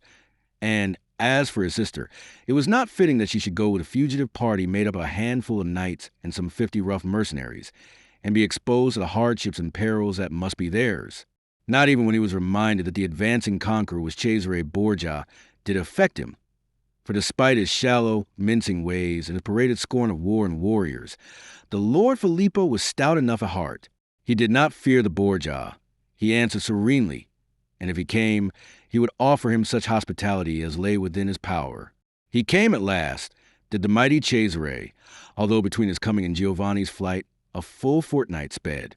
As for myself, I spent the time at the Sforza Palace, whither the Lord Filippo had carried me as his guest, he being greatly taken with me and determined to become my patron. We had news of Giovanni, first from Bologna and later from Ravenna, whither he was fled. At first, he talked to return to Pesaro with 300 men he hoped to have from the Marquis of Mantua. But probably this was no more than another piece of that big talk of his, meant to impress the sorrowing and repining Madonna Paola, who suffered more for him, maybe, than he suffered himself. She would talk with me for hours together of the Lord Giovanni, of his mental gifts, and of his splendid courage and military address. And for all that my gorge rose with jealousy and with the force of this injustice to myself, I held my peace. Indeed, it was better so. For all that I was no longer Boccadoro the fool, yet as Lazzaro Biancamont, the poet, I was not so much better that I could indulge any mad aspirations of my own, such as might have led me to betray the dastard who had arrayed his craven self in the peacock feathers of my achievements. In the course of the confidence with which the Lord Filippo honored me, I made bold, on the eve of Cesari's arrival, to suggest to him that he should remove his sister from the palace and send her to the convent of Santa Caterina, whilst the Borgia abode in the town, lest the sight of her should remind Cesare of the old-time marriage plans which his family had centered round this lady, and lead to their revival. Filippo heard me kindly, and thanked me freely for the solicitude which my counsel argued. For the rest, however, it was a counsel that he frankly admitted he saw no need to follow. In the 3 years that are sped since the Holy Father entertained such plans for the temporal advancement of his nephew Ignacio, the fortunes of the House of Borgia have so swollen that what was then a desirable match for one of his members is now scarcely worthy of their attention. I do not think, he concluded, that we have the least reason to fear a renewal of that suit. It may be that I am by nature suspicious and quick to see ignoble motives in men's actions, but it occurred to me then that the Lord Filippo would not be so greatly put about if indeed the Borgias were to reopen negotiations for bestowing a Madonna Paola's hand upon the Pope's nephew Ignacio. That swelling of the Borgia fortunes which in the 3 years had taken place and which, he contended, would render them more ambitious than to seek alliance with the house of Santafiore, rendered them, nevertheless, in his eyes a more desirable family, to be allied with them in the days when he had counseled his sister's flight from Rome. And so, I thought, despite what stood between her and the Lord Giovanni, Filippo would know no scruple now in urging her into an alliance with the house of Borgia, should they manifest a willingness to have that old affair reopened. On the 29th of that same month of October, Cesare arrived in Pesaro. His entry was a triumphant procession, and the orderliness that prevailed among the 2,000 men-at-arms that he brought with him was a thing that spoke eloquently for the wondrous discipline enforced by this great condottiero. The Lord Filippo was among those that met him, and like the time-server that he was, he placed the Sforza Palace at his disposal. The Duke of Valentino came with his retinue and the gentlemen of his household, among whom was ever conspicuous by his great size and red ugliness the Captain Ramiro del Orca, who now seemed to act in many ways as Cesari's factotum. This captain, for reasons which it is unnecessary to detail, I most sedulously avoided. On the evening of his arrival, Cesare supped in private with Filippo and the members of Filippo's household, that is to say, with Madonna Paola and 2 of her ladies, and 3 gentlemen attached to the person of the Lord Filippo. Cesari's only attendants were 2 cavaliers of his retinue, Bartolomeo de Capranica, his field marshal, and Dorio Savelli, a nobleman of Rome. Cesare Borgia, this man whose name had so terrible a sound in the ears of Italy's little princelings, this man whose power and whose great gifts of mind had made him the subject of such bitter envy and fear until he was the best-hated gentleman in Italy, and therefore the most calumniated, was little changed from that Cardinal of Valencia, in whose service I had been for a brief season. The pallor of his face was accentuated by the ill health in which he found himself just then, and the air of feverish restlessness that had always pervaded him was grown more marked in the years that were sped, as was, after all, but natural, considering the nature of the work that had claimed him since he had deposed his priestly vestments. He was splendidly arrayed, and he bore himself with imperial dignity, a dignity, nevertheless, tempered with graciousness and charm, and as I regard him then, it was borne upon me that no fitter name could his godfathers have bestowed on him than that of Cesare. The Lord Filippo exerted all his powers worthily to entertain his noble and illustrious guest, and by his extreme, almost servile affability, it not only would seem that he had forgotten the favor and shelter he received at the hands of the Lord Giovanni, but it confirmed my suspicions of his willingness to advance his own fortunes by breaking with a fallen tyrant, in so far as his sister was concerned. Short of actually making the proposal itself, it would seem that Filippo did all in his power to urge his sister upon the attention of Cesare. But Duke Valentino's mind at that time was too full of concerns of conquest and administration to find room for a matter to him so trifling as the enriching of his cousin Ignacio by a wealthy alliance. To this alone, I thought, Was it due that Madonna Paula escaped the persecution that might then have been hers? On the morrow, Cesare moved on to Rimini, leaving his administrators behind him to set right the affairs of Pesaro and ensure its proper governing in his name hereafter. And now that, for the present, my hopes of ever seeing my own wrongs redressed and my estates returned to me were too slender to justify my remaining longer in Pesaro, I craved of the Lord Filippo permission to withdraw, telling him frankly that my tardily aroused duty called me to my widowed mother, whom for some 6 years I had not seen. He threw no difficulty in the way of my going, and I was free to depart. And now came the hidden pain of my leave-taking of Madonna Paula. She seemed to grieve at my departure. "Lazzaro," she cried, when I had told her my intention, "do you too desert me? And I have ever held you my best of friends." I told her the mother and of the duty that I owed her, whereupon she remonstrated no more, nor sought to do other than urge me to go to her. And then I spoke of Madonna's kindness to me, and of the friendship with which she had honored one so lowly, and in the end I swore, with my hand on my heart and my soul on my lips, that if ever she had worked for me, she would not need to call me twice. "This ring, Madonna," said I, "was given me by the Lord Cesare Borgia, and was approved a talisman to open wide for me the door to fortune. It did better service than that. Madonna, it was a talisman that saved you from your pursuers that day at Cagli, 3 years ago. You remind me, Lazzaro," she cried, "of how much you have sacrificed in my service. Yours must be a very noble nature that will do so much to serve a helpless lady without any hope of guerdon." "Nay, nay," I answered lightly, "you must not make so much of it. It would never have sorted with my inclinations to have turned man-at-arms.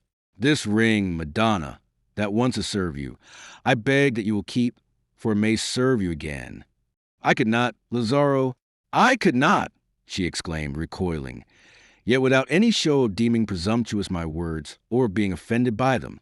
"If you would make me the reward that you say I have earned, you will do this for me. It will make me happier. Madonna, take it." I thrust it into her unwilling hand. "And if ever you should need me, send it back to me. That ring in the name of the place where you abide by the lips of the messenger you choose. And with a glad heart, as fast as horse can bear me, shall I ride to serve you once again." "In such a spirit, yes," said she. "I take it willingly, to treasure it as a buckler against danger, since by means of it I can bring you to my aid in time of peril.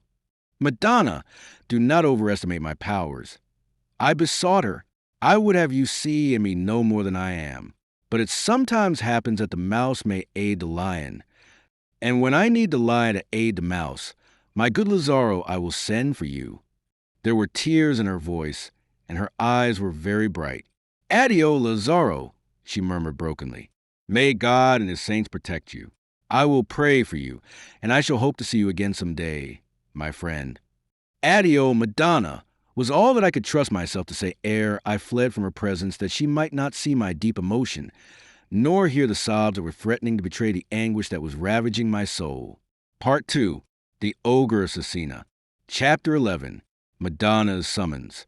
However great the part that my mother, sainted woman that she was, may have played in my life, she nowise enters into the affairs of this chronicle, so that it would be an irrelevance and an impertinence to introduce her into these pages. Of the joy with which she welcomed me to the little home near by Ancamont, in which the earnings of Boccadoro the Fool had placed her, it could interest you but little to read in detail, nor could it interest you to know the gentle patience with which she cheered and humored me during the period that I sojourned there, tilling the little plot she owned, reaping and garnering like any born villano. With a woman's quick intuition, she guessed perhaps the canker that was eating at my heart, and with a mother's blessed charity, she sought to soothe and mitigate my pain. It was during this period of my existence that the poetic gifts I had discovered myself possessed of whilst at Pesaro burst into full bloom, and not a little relief did I find in the penning of those love songs, the true expression of what was in my heart, which has since been given to the world under the title of Le Rime di Boccadoro. And what time I tended my mother's land by day and wrote by night of the feverish, despairing love that was consuming me, I waited for the call that, sooner or later, I knew must come. What prophetic instinct it was had rooted that certainty in my heart, I do not pretend to say. Perhaps my hope was of such a strength that it assumed the form of certainty to solace the period of my hermitage.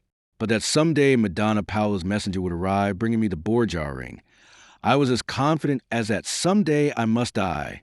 2 years went by, and we were in the autumn of 1502, yet my faith knew no abating. My confidence was strong as ever, and at last, that confidence was justified. One night of early October, as I sat at supper with my mother after the labors of the day, a sound of hoofs disturbed the peace of the silent night.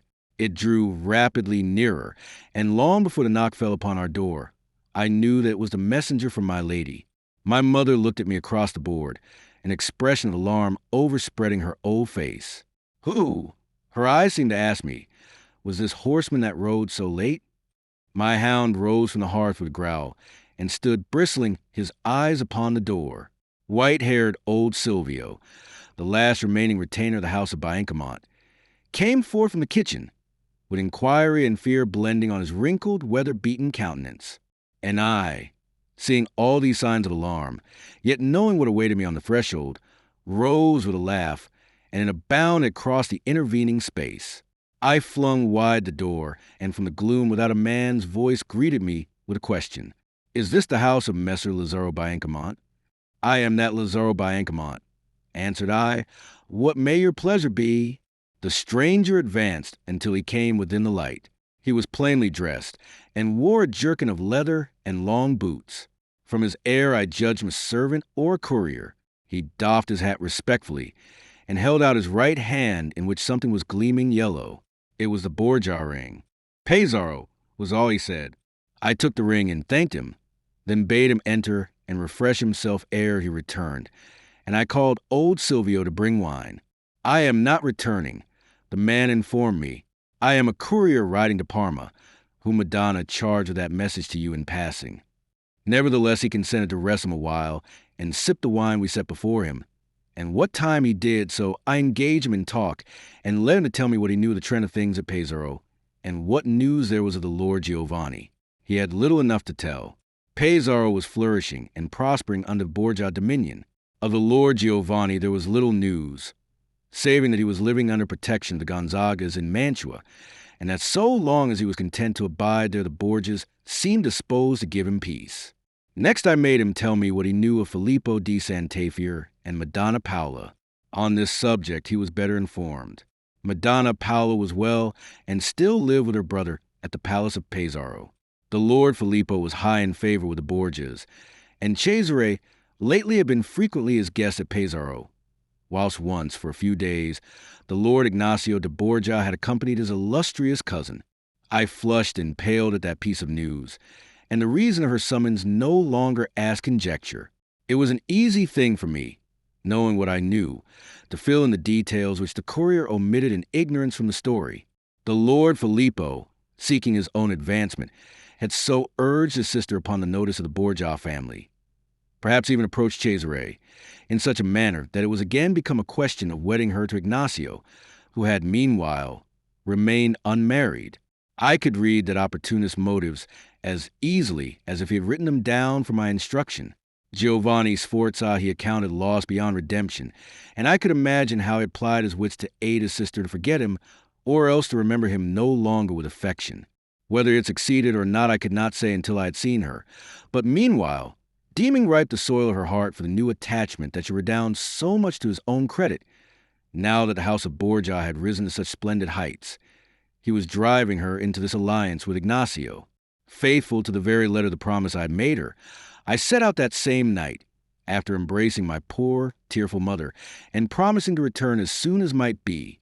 All night I rode, my soul now tortured with anxiety, now exalted at the supreme joy of seeing Madonna, which was so soon to be mine.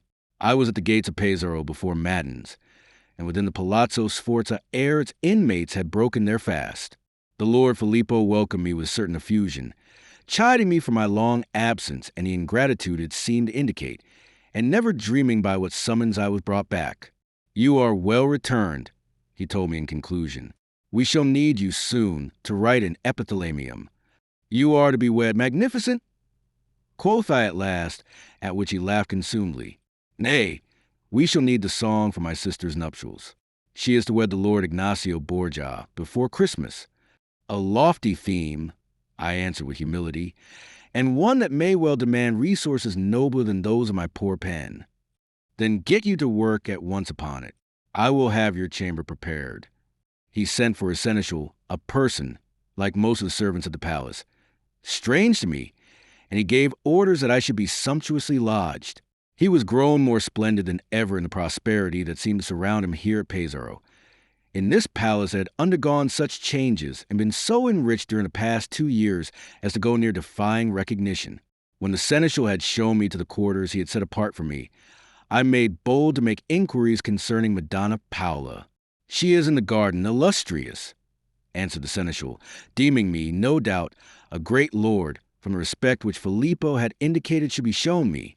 "Madonna has the wisdom to seek the little sunshine the year still holds. Winter will be soon upon us." I agreed with the old man and dismissed him. So soon as he was gone, I quitted my chamber, and all dust stained it as I made my way down to the garden. A turn in one of the boxwood-bordered alleys brought me suddenly face to face with Madonna Paola. A moment we stood looking at each other, my heart swelling within me until I thought that it must burst. Then I advanced a step and sank on one knee before her.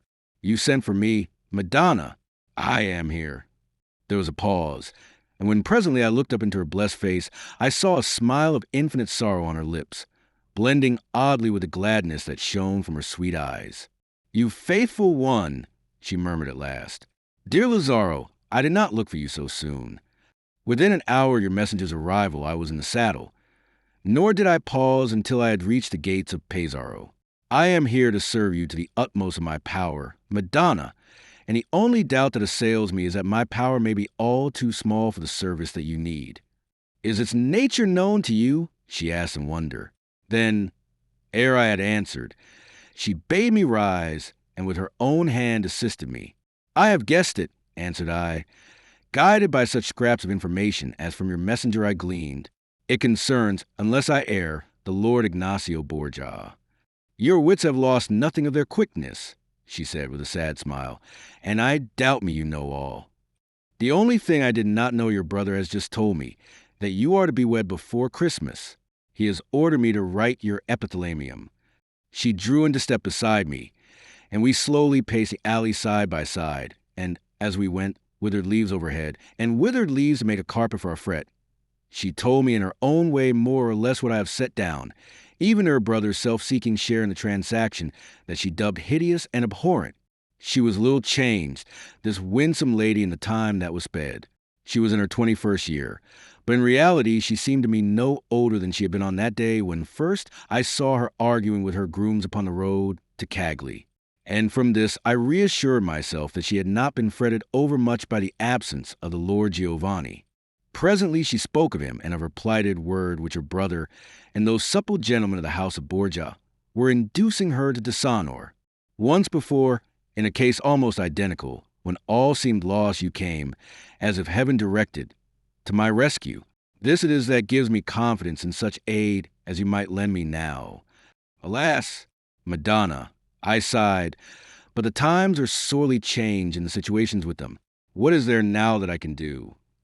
What you did then, take me beyond their reach. But whither? Whither but to the Lord Giovanni? Is it not to him that my troth is plighted? I shook my head in sorrow, a thrust of jealousy cutting me the while. "That may not be," said I. "It were not seemly, unless the Lord Giovanni were here himself to take you hence." "Then I will write to the Lord Giovanni," she cried. "I will write, and you shall bear my letter. What think you will the Lord Giovanni do?" I burst out, with a scorn that must have puzzled her. "Think you his safety does not give him care enough in the hiding place to which he has crept, that he should draw upon himself the vengeance of the Borgias?" She stared at me in ineffable surprise. "But the Lord Giovanni is brave and valiant," she cried, and down in my heart I laughed in bitter mockery. "Do you love the Lord Giovanni, Madonna?" I asked bluntly. My question seemed to awaken fresh astonishment. It may well be that it awakened, too, reflection. She was silent for a little space. Then, "I honor and respect him for a noble, chivalrous, and gifted gentleman," she answered me, and her answer made me singularly content, spreading a balm upon the wounds my soul had taken. But to her fresh intercessions that I should carry a letter to him, I shook my head again. My mood was stubborn. Believe me, Madonna, it were not only unwise but futile, she protested. I swear it would be, I insisted, with a convincing force that left her staring at me and wondering whence I derived so much assurance. We must wait. From now till Christmas we have more than 2 months. In 2 months much may befall. As a last resource, we may consider communication with the Lord Giovanni, but it is a forlorn hope, Madonna, and so we will leave it until all else has failed us.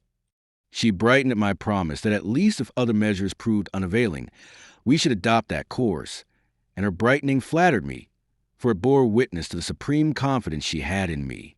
Lazzaro, said she, I know you will not fail me. I trust you more than any living man. More, I think, than even the Lord Giovanni, whom, if God pleases, I shall some day wed.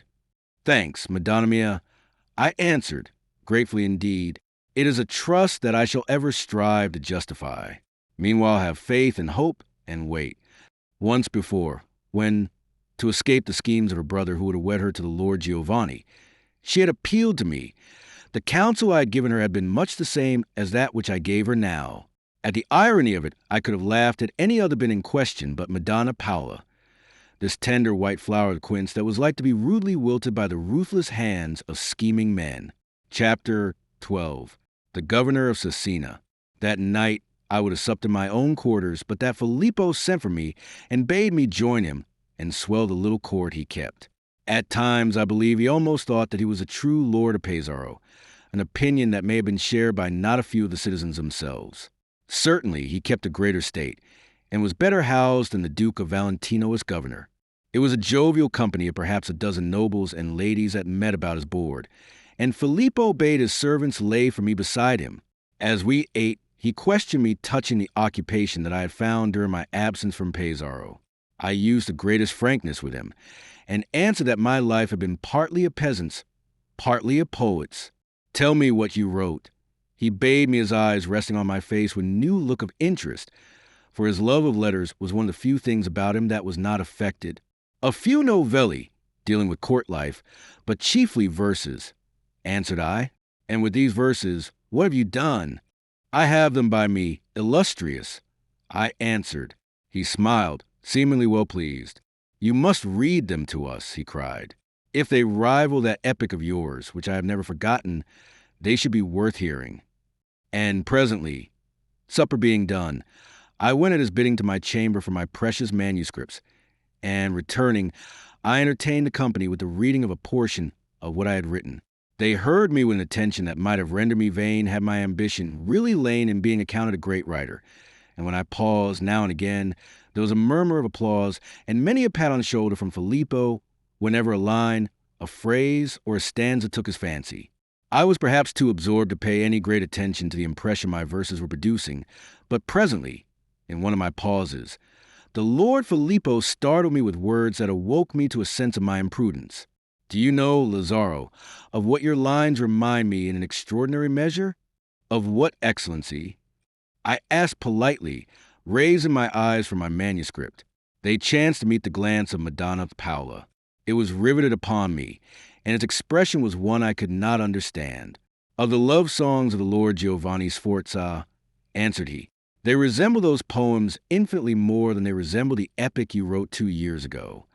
I stammered something about the similarity being merely one of subject, but he shook his head at that and took good note of my confusion. No, said he, the resemblance goes deeper. There is the same facile beauty of the rhymes, the same freshness of the rhythm, remotely resembling that of Petrarca, yet very different. Conceits similar to those that were the beauty spots of the Lord Giovanni's verses are ubiquitous in yours, and above all there is the same fervent earnestness, the same burning tone of sincerity that rendered a Strambati so worthy of admiration. It may be, I answered him, my confusion growing under the steady gaze of Madonna Paula. It may be that having heard the verses of the Lord Giovanni, I may unconsciously have modeled my own lines upon those that made so deep an impression on me. He looked at me gravely for a moment. That might be an explanation, he answered deliberately. But frankly, if I were asked, I should give a very different one. And that would be, came, sharp and compelling, the voice of Madonna. He turned to her, shrugged his shoulders, and laughed. "Why? Since you asked me," he said, "I should hazard the opinion that Lazzaro here was a considerable assistance to the Lord Giovanni in the penning of those verses with which he delighted us all, and you, Madonna, I believe, particularly." Madonna Paula crimsoned and her eyes fell. The others looked at us with inquiring glances, at her, at Filippo, and at me. With a fresh laugh, Filippo turned to me. "Confess now, am I not right?" he asked good-humoredly. "Magnificent," I murmured in tones of protest. "Ask yourself the question, was it a likely thing that the Lord Giovanni would enlist the services of his jester in such a task? Give me a straightforward answer," he insisted. "Am I right or wrong?" "I am giving you more than a straightforward answer, my lord. I still evaded him, and more boldly now. I am setting you on the high road to solve the matter for yourself by an appeal to your own good sense and reason. Was it in the least likely, I repeat, that the Lord Giovanni would seek the services of his fool, to aid him write the verses and honor the lady of his heart?" With a burst of mocking laughter, Filippo smote the table a blow of his clenched hand. "Your prevarications, answer me," he cried. "You will not say that I am wrong. But I do say that you are wrong." I exclaimed, suddenly inspired. "I did not assist the Lord Giovanni with his verses. I swear it." His laughter faded, and his eyes surveyed me with a sudden solemnity. "Then why did you evade my question?" he demanded shrewdly. And then his countenance changed as swiftly again. It was illumined by the light of sudden understanding. "I have it," he cried. "The answer is plain. You did not assist the Lord Giovanni to write them. Why? Because you wrote them yourself, and you gave them to him that he might pass them off as his own."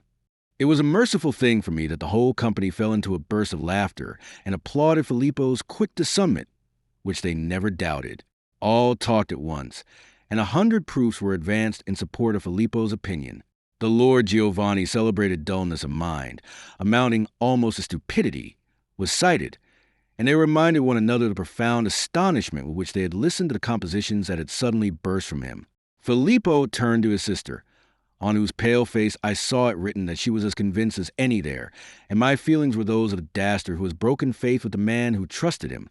"Do you appreciate now, Madonna," he murmured, "the deceits and wiles by which that craven crept like a snake into your esteem?" I guessed at once that by that thrust he sought to incline her more to the union he had in view for her. "At least he was no craven," answered she. "His burning desire to please me may have betrayed him into this foolish duplicity. But he still must live in my memory as a brave and gallant gentleman. Or have you forgotten, Filippo, that noble combat with the forces of Ramiro del Orca?" To such a question Filippo had no answer, and presently his mood sobered a little. For myself, I was glad when the time came to withdraw from that company that twit and pester me, and played upon my sense of shame at the imprudence I had committed. Now that I look back, I can scarce conceive why it should have so wrought upon me. For in truth, the little love I bore the Lord Giovanni might rather have led me to rejoice that his imposture should be laid bare to the eyes of all the world. I think that really there was an element of fear in my feelings. Fear that, upon reflection, Madonna Paula might ask herself how came that burning sincerity into the love songs written in her honor, which it was now disclosed that I had penned. The answer she might find to such a question was one that might arouse her pride and so outrage it as to lead her to cast me out of her friendship and never again suffer me to approach her. Such a conclusion, however, she fortunately did not arrive at. Haply she accounted the fervor of those lines assumed. For when on the morrow she met me, she did no more than gently chide me for the deceit that I had had a hand in practicing upon her. She accepted my explanation that my share in that affair had been wrung from me with threats of torture, and putting it from her mind, she returned to the matter of the approaching alliance she sought to elude, renewing her prayers that I should aid her. "I have," she told me then, "one other friend who might assist us, and who has the power perhaps if he but has the will. He is the governor of Cesena, and for all that he holds service under Cesare Borgia. Yet he seems much devoted to me, and I do not doubt that to further my interests, he would even consent to pit his wits against those of the family he serves." "In which case, Madonna," answered I, spurred to it, perhaps, by an insensate pang of jealousy at the thought that there should be another beside myself to have her confidence, "he would be a traitor, and it is ever an ill thing to trust a traitor. Who once betrays may betray again." That she manifested no resentment, but, on the contrary, readily agreed with me, showed me how idle had been that jealousy of mine, and made me ashamed of it. Why, yes, she mused, it is the very thought that occurred to me, and caused and spurned the aid he proffered when last he was here. Ah, I cried. What aid was that? You must know, Lazaro, said she, that he comes often to Pesaro from Cesena, being a man in whom the Duke places great trust, and on whom he has bestowed considerable powers. He never fails to lie at the palace when he comes, and he seems to have conceived a regard for me. He is a man of twice my years, she added hurriedly, and happily looks upon me as he might upon a daughter. I sniffed the air. I had heard of such men. A week ago, when last he came, I was cast down and grieved by the affair of this marriage, which Filippo had that day disclosed to me. The governor of Cesena, observing my sadness, sought my confidence with a kindliness of which you would scarce believe him capable, for he is a fierce and blustering man of war. In the fullness of my heart, there was nothing that seemed so desirable as a friendly ear into which I might pour the tale of my affliction. He heard me gravely, and when I had done, he placed himself at my disposal, assuring me that if I would but trust myself to him, he would defeat the ends of the house of Borgia. Not until then did I seem to bethink me that he was a servant of that house, and his readiness to betray the hand that paid him sowed mistrust and a certain loathing of him in my mind. I let him see it, perhaps, which was unwise, and, maybe, even ungrateful. He seemed deeply wounded, and the subject was abandoned. But I have since thought that perhaps I acted with a rashness that was eminently justifiable. I interrupted her.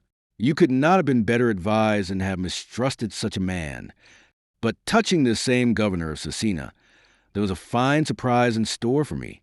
At dusk some 2 days later, there was a sudden commotion in the courtyard of the palace, and when I inquired of a groom into its cause, I was informed that His Excellency the Governor of Cesena had arrived. Curious to see this man whose willingness to betray the house he served, where Madonna was concerned, was by no means difficult to probe, I descended to the banqueting hall at supper time. They were not yet at table when I entered, and a group was gathered in the center of the room about a huge man, at sight of whose red head and crimson, brutal face I would have turned and sought again the refuge in my own quarters, but that his wolves I had already fastened on me. Body of God, he swore, and that was all. But his eyes were on me in a marvelous stare, as were now, impelled by that oath of his, the eyes of all the company. We looked at each other for a moment. Then a great laugh burst from him, shaking his vast bulk and wrinkling his hideous face. He thrust the intervening men aside as if they had been a growth of sedges he would penetrate, and he advanced toward me, the Lord Filippo and his sister looking on with all the rest in interested surprise. In front of me he halted, and setting his hands on his hips, he regarded me with a brutal mirth. "What may your trade be now?" he asked at last contemptuously. I had taken rapid stock of him in the seconds that were sped, and from the surpassing richness of his apparel, his gold-broidered doublet in crimson, fur-edged surcoat, I knew that Messer Ramiro del Orca was grown to the highest state of governor of Cesena. "A new trade even as yours," I answered him. "Nay, that is no answer," he cried, overlooking my offensiveness. "Do you still follow the trade of arms?" "I think," Filippo interposed, "that our Excellency is in some error. This gentleman is Lazzaro Biancamont, a poet of whom Italy will one day be proud, despite the fact that for a time he acted as the Lord Giovanni Sforza's fool." Ramiro looked at his interlocutor, as the mastiff may look at the lapdog. He grunted and blew out his cheeks. "There is yet another part he played," said he, "as I have good cause to remember, for he is the only man that can boast of having unhorsed Ramiro del Orca. He was for a brief season the Lord Giovanni Sforza himself." "How?" asked the profoundly amazed Filippo, whilst all present pressed closer to miss nothing of the disclosure that seemed to impend. Myself, I groaned. There was naught that I could say to stem the tide of revelation that was coming. "Do you then keep this paladin here arrayed like a clerk?" quoth Ramiro in his sardonic way.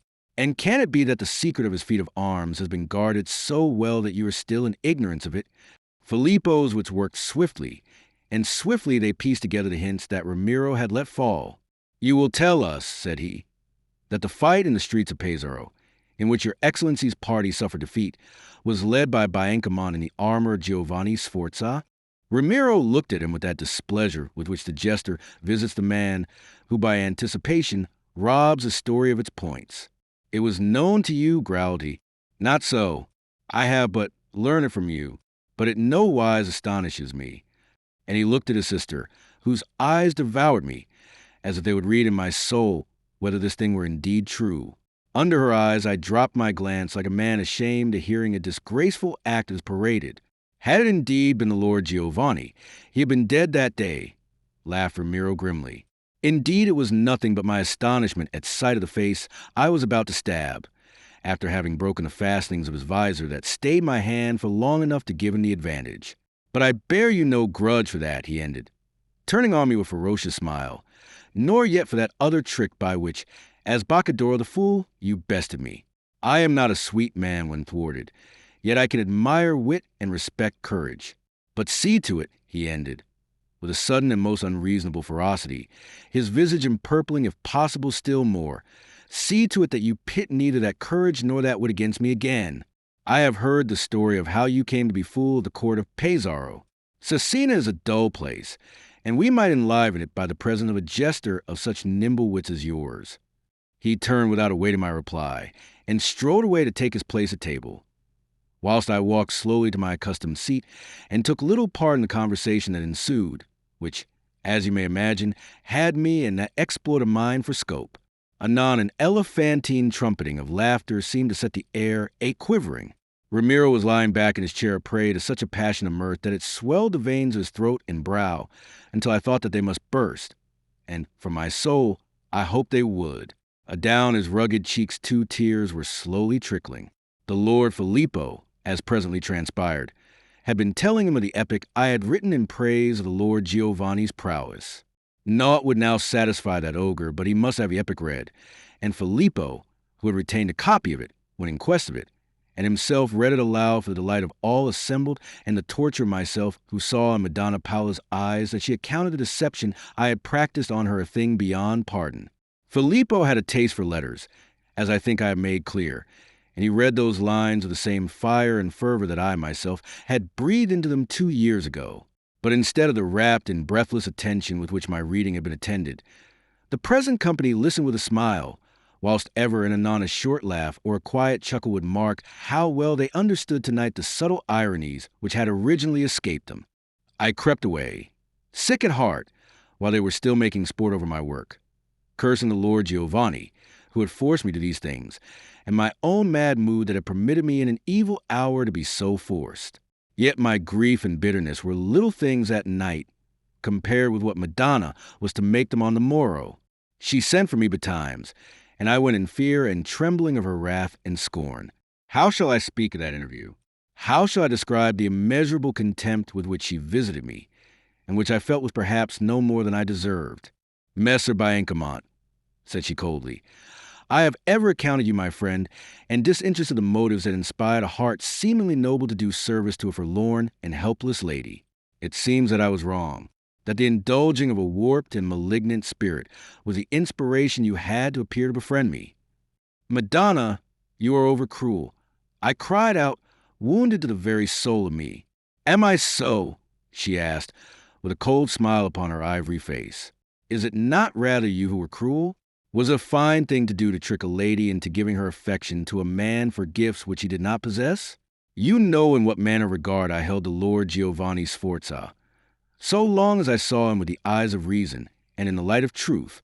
And you, who were my one professed friend, the one man who spoke so loudly of dying in my service, you falsified my vision, you masked him, either at his own and at my brother's bidding, or else out of the malignancy of your nature, in a garb that should render him agreeable in my eyes. Do you realize what you have done? Does not your conscience tell you? You have contrived that I have plighted my troth to a man such as I believed the Lord Giovanni to be. Mother of mercy," she ended with scorn ineffable, "when I dwell upon it now, it almost seems that it was to you I gave my heart, for yours were the deeds that earned my regard, not his." Such was the very argument that I had hugged to my starving soul at the time the things she spoke of had befallen, and it consoled me as naught in life could have consoled me. Yet now that she employed it with such a scornful emphasis as to make me realize how far beneath her I really was, How immeasurably beyond my reach was she. It was as much consolation to me as confession without absolution, maybe to the perishing sinner. I answered nothing. I could not trust myself to speak. Besides, what was there that I could say? I summon you back to Pesaro, she continued pitilessly, trusting in your fine words and deeming honest the offered services you made me. Now that I know you, you are free to depart from Pesaro when you will. Despite my shame, I dared at last to raise my eyes, but her face was averted, and she saw nothing of the entreaty, nothing of the grief that might have told her how false were her conclusions. One thing alone there was might have explained my actions, might have revealed them in a new light, but that one thing I could not speak of. I turned in silence, and in silence I quitted the room, for that I thought was, after all, the wisest answer I could make. Chapter 13. Poison. Despite Madonna Paola's dismissal, I remained in Pesaro. Indeed, had I attempted to leave, it is probable that the Lord Filippo would have deterred me, for I was much grown in his esteem since the disclosures that had earned me the disfavor of Madonna. But I had no thought of going. I hoped against hope that anon she might melt to a kinder mood, or else that by yet aiding her, despite herself, to elude the Borgia alliance, I might earn her forgiveness for those matters in which she held that I had so gravely sinned against her. The epithalamium, meanwhile, was forgotten utterly, and I spent my days in conceiving wild plans to save her from the Lord Ignacio, only to abandon them when in more sober moments their impracticable quality was borne in upon me. In this fashion some 6 weeks went by, and during the time she never once addressed me. We saw much during those days of the governor of Cesena. Indeed, his time seemed mainly spent in coming and going twixt Cesena and Pesaro, and it needed no keen penetration to discern the attraction that brought him. He was ever all attention to Madonna, and there were times when I feared that perhaps she had been drawn into accepting the aid that once before he had proffered. But these fears were short-lived, for as time sped, Madonna's aversion to the man grew plain for all to see. Yet he persisted until the very eve, almost, of her betrothal to Ignacio. One evening in early December I chanced, through the purest accident, to overhear her sharp repulsion of the suit that he had evidently been pressing. "Madonna," I heard him answer with a snarl, "I may yet prove to you that you have been unwise so to use Ramiro del Orca." "If you so much as venture to address me again upon the subject," she returned in the very chilliest accents, "I will lay this matter of your odious suit before your master Cesare Borgia." They must have caught the sound of my footsteps in the gallery in which they stood, and Ramiro moved away, his purple face pale for once, and his eyes malevolent as Satan's. I reflected with pleasure that perhaps we had now seen the last of him, and that before that threat of Madonna's he would see fit to ride home to Cesena and remain there. But I was wrong. With incredible effrontery and daring he lingered. The morrow was a Sunday, and on the Tuesday or Wednesday following, Cesare Borgia and his cousin Ignacio were expected. Filippo was in the best of moods, and paid more heed to the governor of Cesena's presence at Pesaro than he did to mine. It may be that he imagined Ramiro del Orca to be acting under Cesare's instructions. That Sunday night we supped together, and we were all tolerably gay, the topic of our talk being the coming of the bridegroom. Madonna's was the only downcast face at the board. She was pale and worn, and there were dark circles round her eyes that did much to mar the beauty of her angel face, and inspired me with a deep and sorrowing pity. Ramiro announced his intention of leaving Pesaro on the morrow, and ere he begged leave to pledge the beautiful lady of Sant'Afer, who was so soon to become the bride of the valiant and mighty Ignacio Borgia. It was a toast that was eagerly received, so eager and uproariously that even that poor lady herself was forced to smile, for all that I saw in her eyes that her heart was on the point of breaking.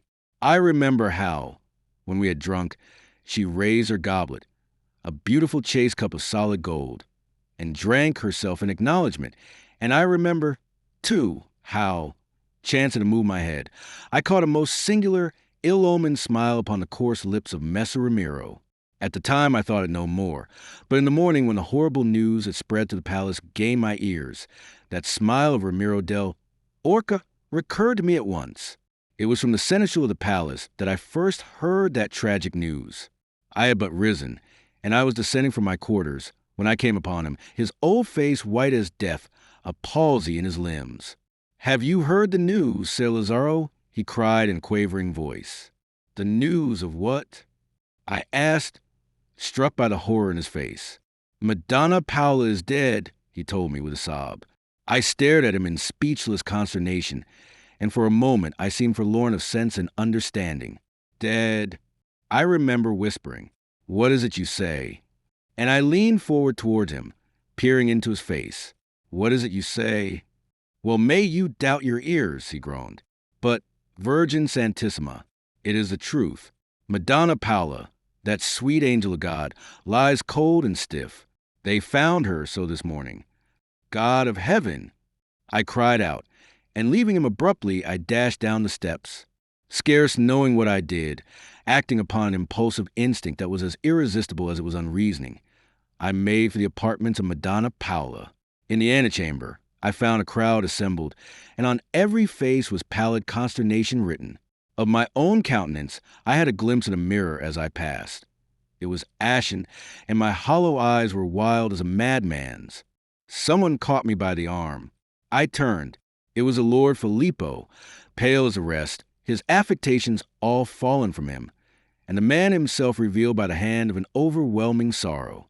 With him was a grave, white-bearded gentleman, whose sober robe proclaimed the physician. "This is a black and monstrous affair, my friend," he murmured. "Is it true? Is it really true, my lord?" I cried in such a voice that all eyes were turned upon me. "Your grief is a welcome homage to my own," he said. "Alas, Dio Santo, it is most hideously true. She lies there cold and white as marble. I have just seen her. Come hither, Lazzaro." He drew me aside, away from the crowd and out of that antechamber, into a closet that had been Madonna's oratory. With us came the physician. "This worthy doctor tells me that he suspects she has been poisoned, Lazzaro." "Poison?" I echoed. "Body of God. But by whom?" "We all loved her. There was not in Pesaro a man worthy of the name, but would have laid down his life in her service. Who was there, then, to poison that dear saint?" It was then that the memory of Ramiro del Orca and the look that in his eyes I had surprised whilst Madonna drank flashed back into my mind. "Where's the governor of Cesena?" I cried suddenly. Filippo looked at me with quick surprise. "He departed betimes this morning for his castle." "Why do you ask?" I told him why I asked. I told him what I knew of Ramiro's attentions to Madonna, of the rejection they had suffered, and of the vengeance he had seemed to threaten. Filippo heard me patiently, but when I had done, he shook his head. "Why? All being as you say, should he work so wanton destruction?" he asked stupidly, as if jealousy were not cause enough to drive an evil man to destroy that which he may not possess. Nay, your wits are disordered.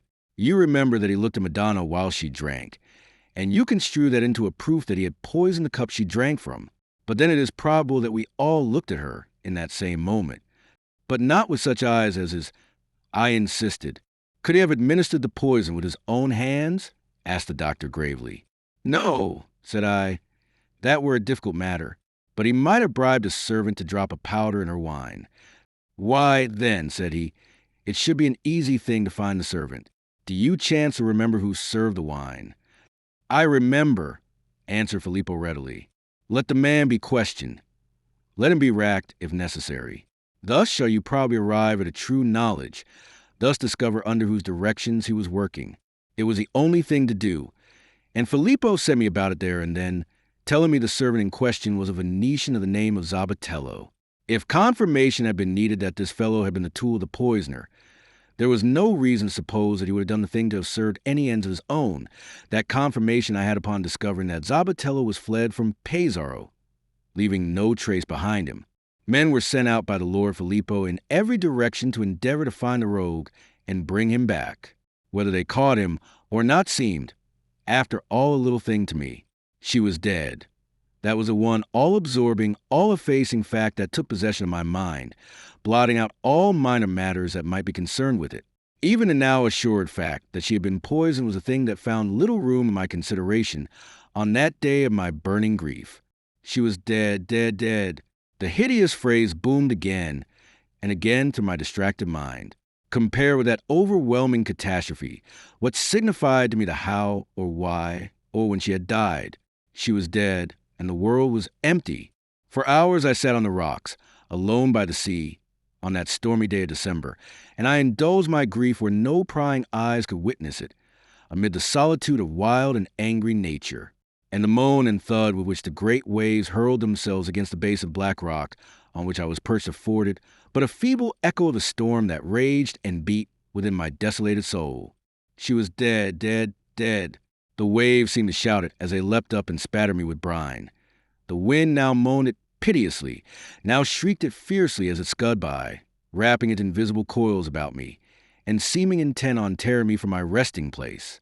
Towards evening, at last, I rose, and skirting the castle, I entered the town, disheveled and bedraggled, yet caring nothing what spectacle I might afford.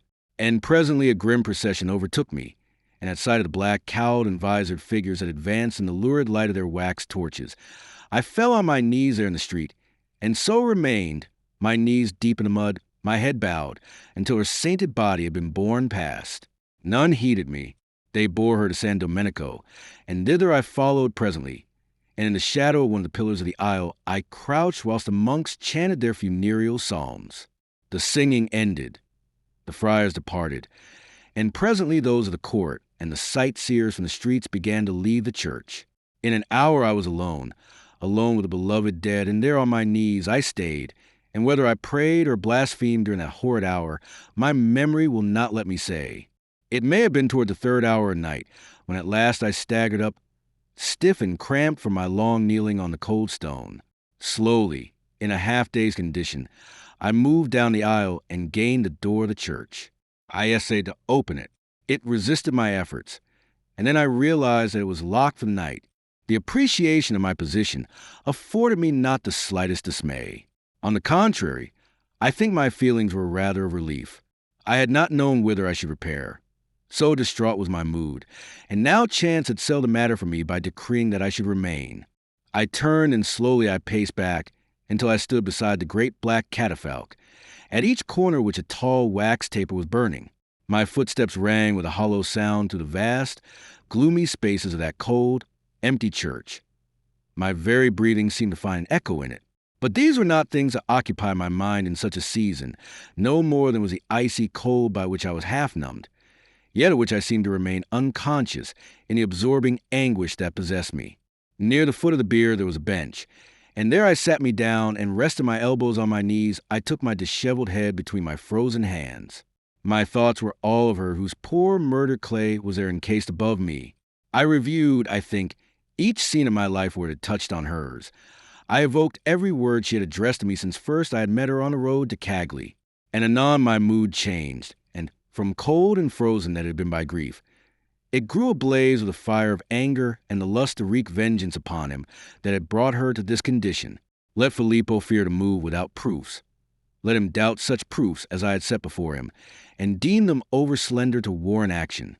Such scruples should not serve to restrain me. I was no lukewarm brother. Here in Pesaro I would remain until her poor body was delivered to the earth, and then I would set out upon a last emprise. Messer Ramiro del Orca should account to me for this vile deed. There in the house of peace I sat gnawing my hands and maturing my bloody plans whilst the night wore on. Later a still more frenzied mood obsessed me. A burning desire to look again upon the sweet face of her I had loved, the sainted visage of Madonna Paula. What was there to deter me? Who was there to gainsay me? I stood up and uttered that challenge aloud in my madness. My voice echoed mournfully up the aisles, and the sound of the echo chilled me, yet my purpose gathered strength. I advanced, and after a moment's pause, with the silver broider hem of the pall in my hands, I suddenly swept off that mantle of black cloth, setting up such a gust of wind as all but quenched the tapers. I caught up the bench on which I had been sitting, and, dragging it forward, I mounted it and stood now with my breast on a level with the coffin lid.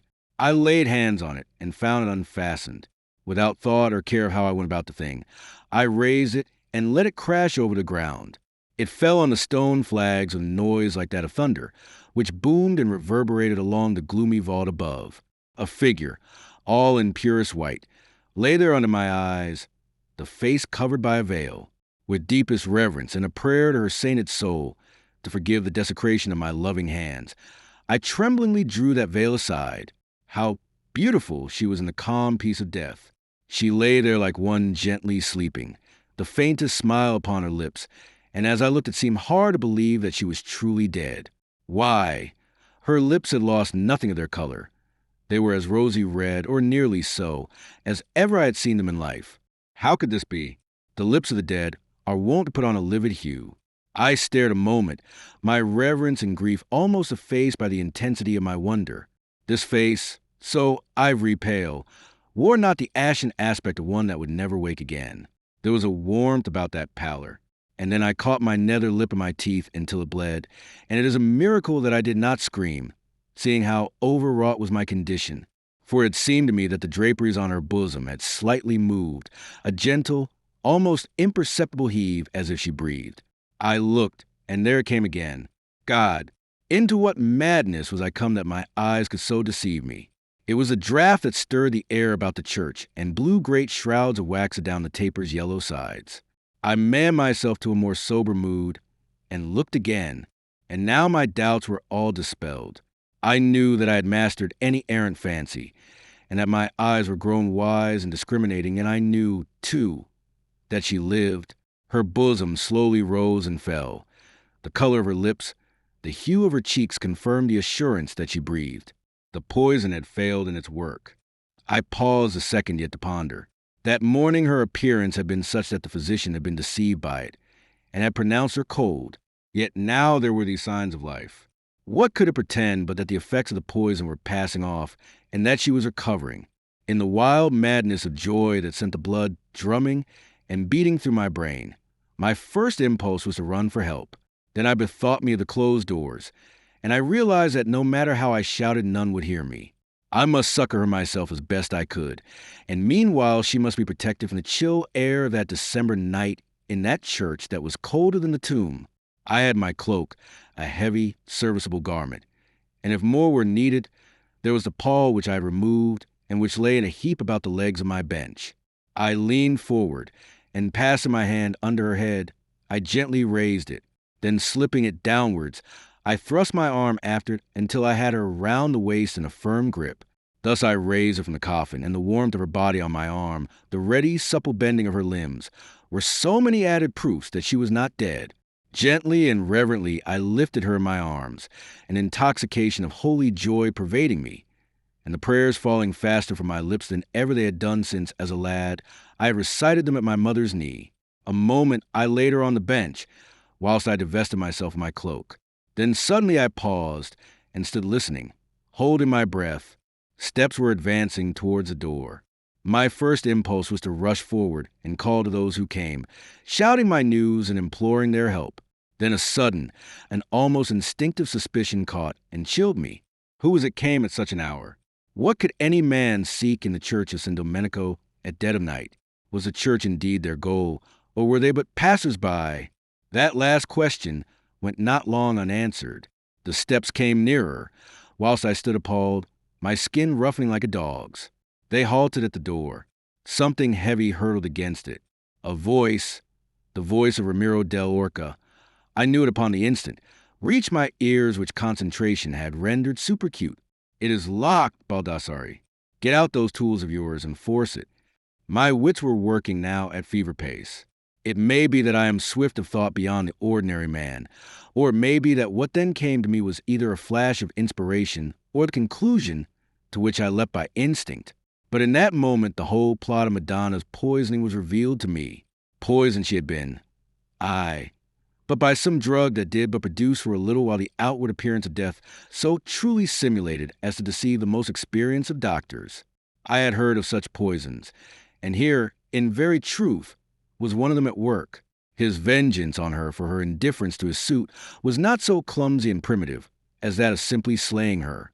He had, by his infernal artifice, intended, secretly, to bear her off. Tomorrow, when men found a broken church door and a violated bier, they would set the sacrilege down some wizard who had needed a body for his dark practices of magic. I cursed myself in that hour that I had not earlier been moved to peer into her coffin, whilst yet there might have been time to have saved her. Now, the sweat stood out in beads upon my brow. At that door there were, to judge by the sound of footsteps and of voices, some 3 or 4 men besides Messer Ramiro. For only weapon I had my dagger. What could I do with that to defend her? Ramiro's plan would suffer no frustration through my discovery.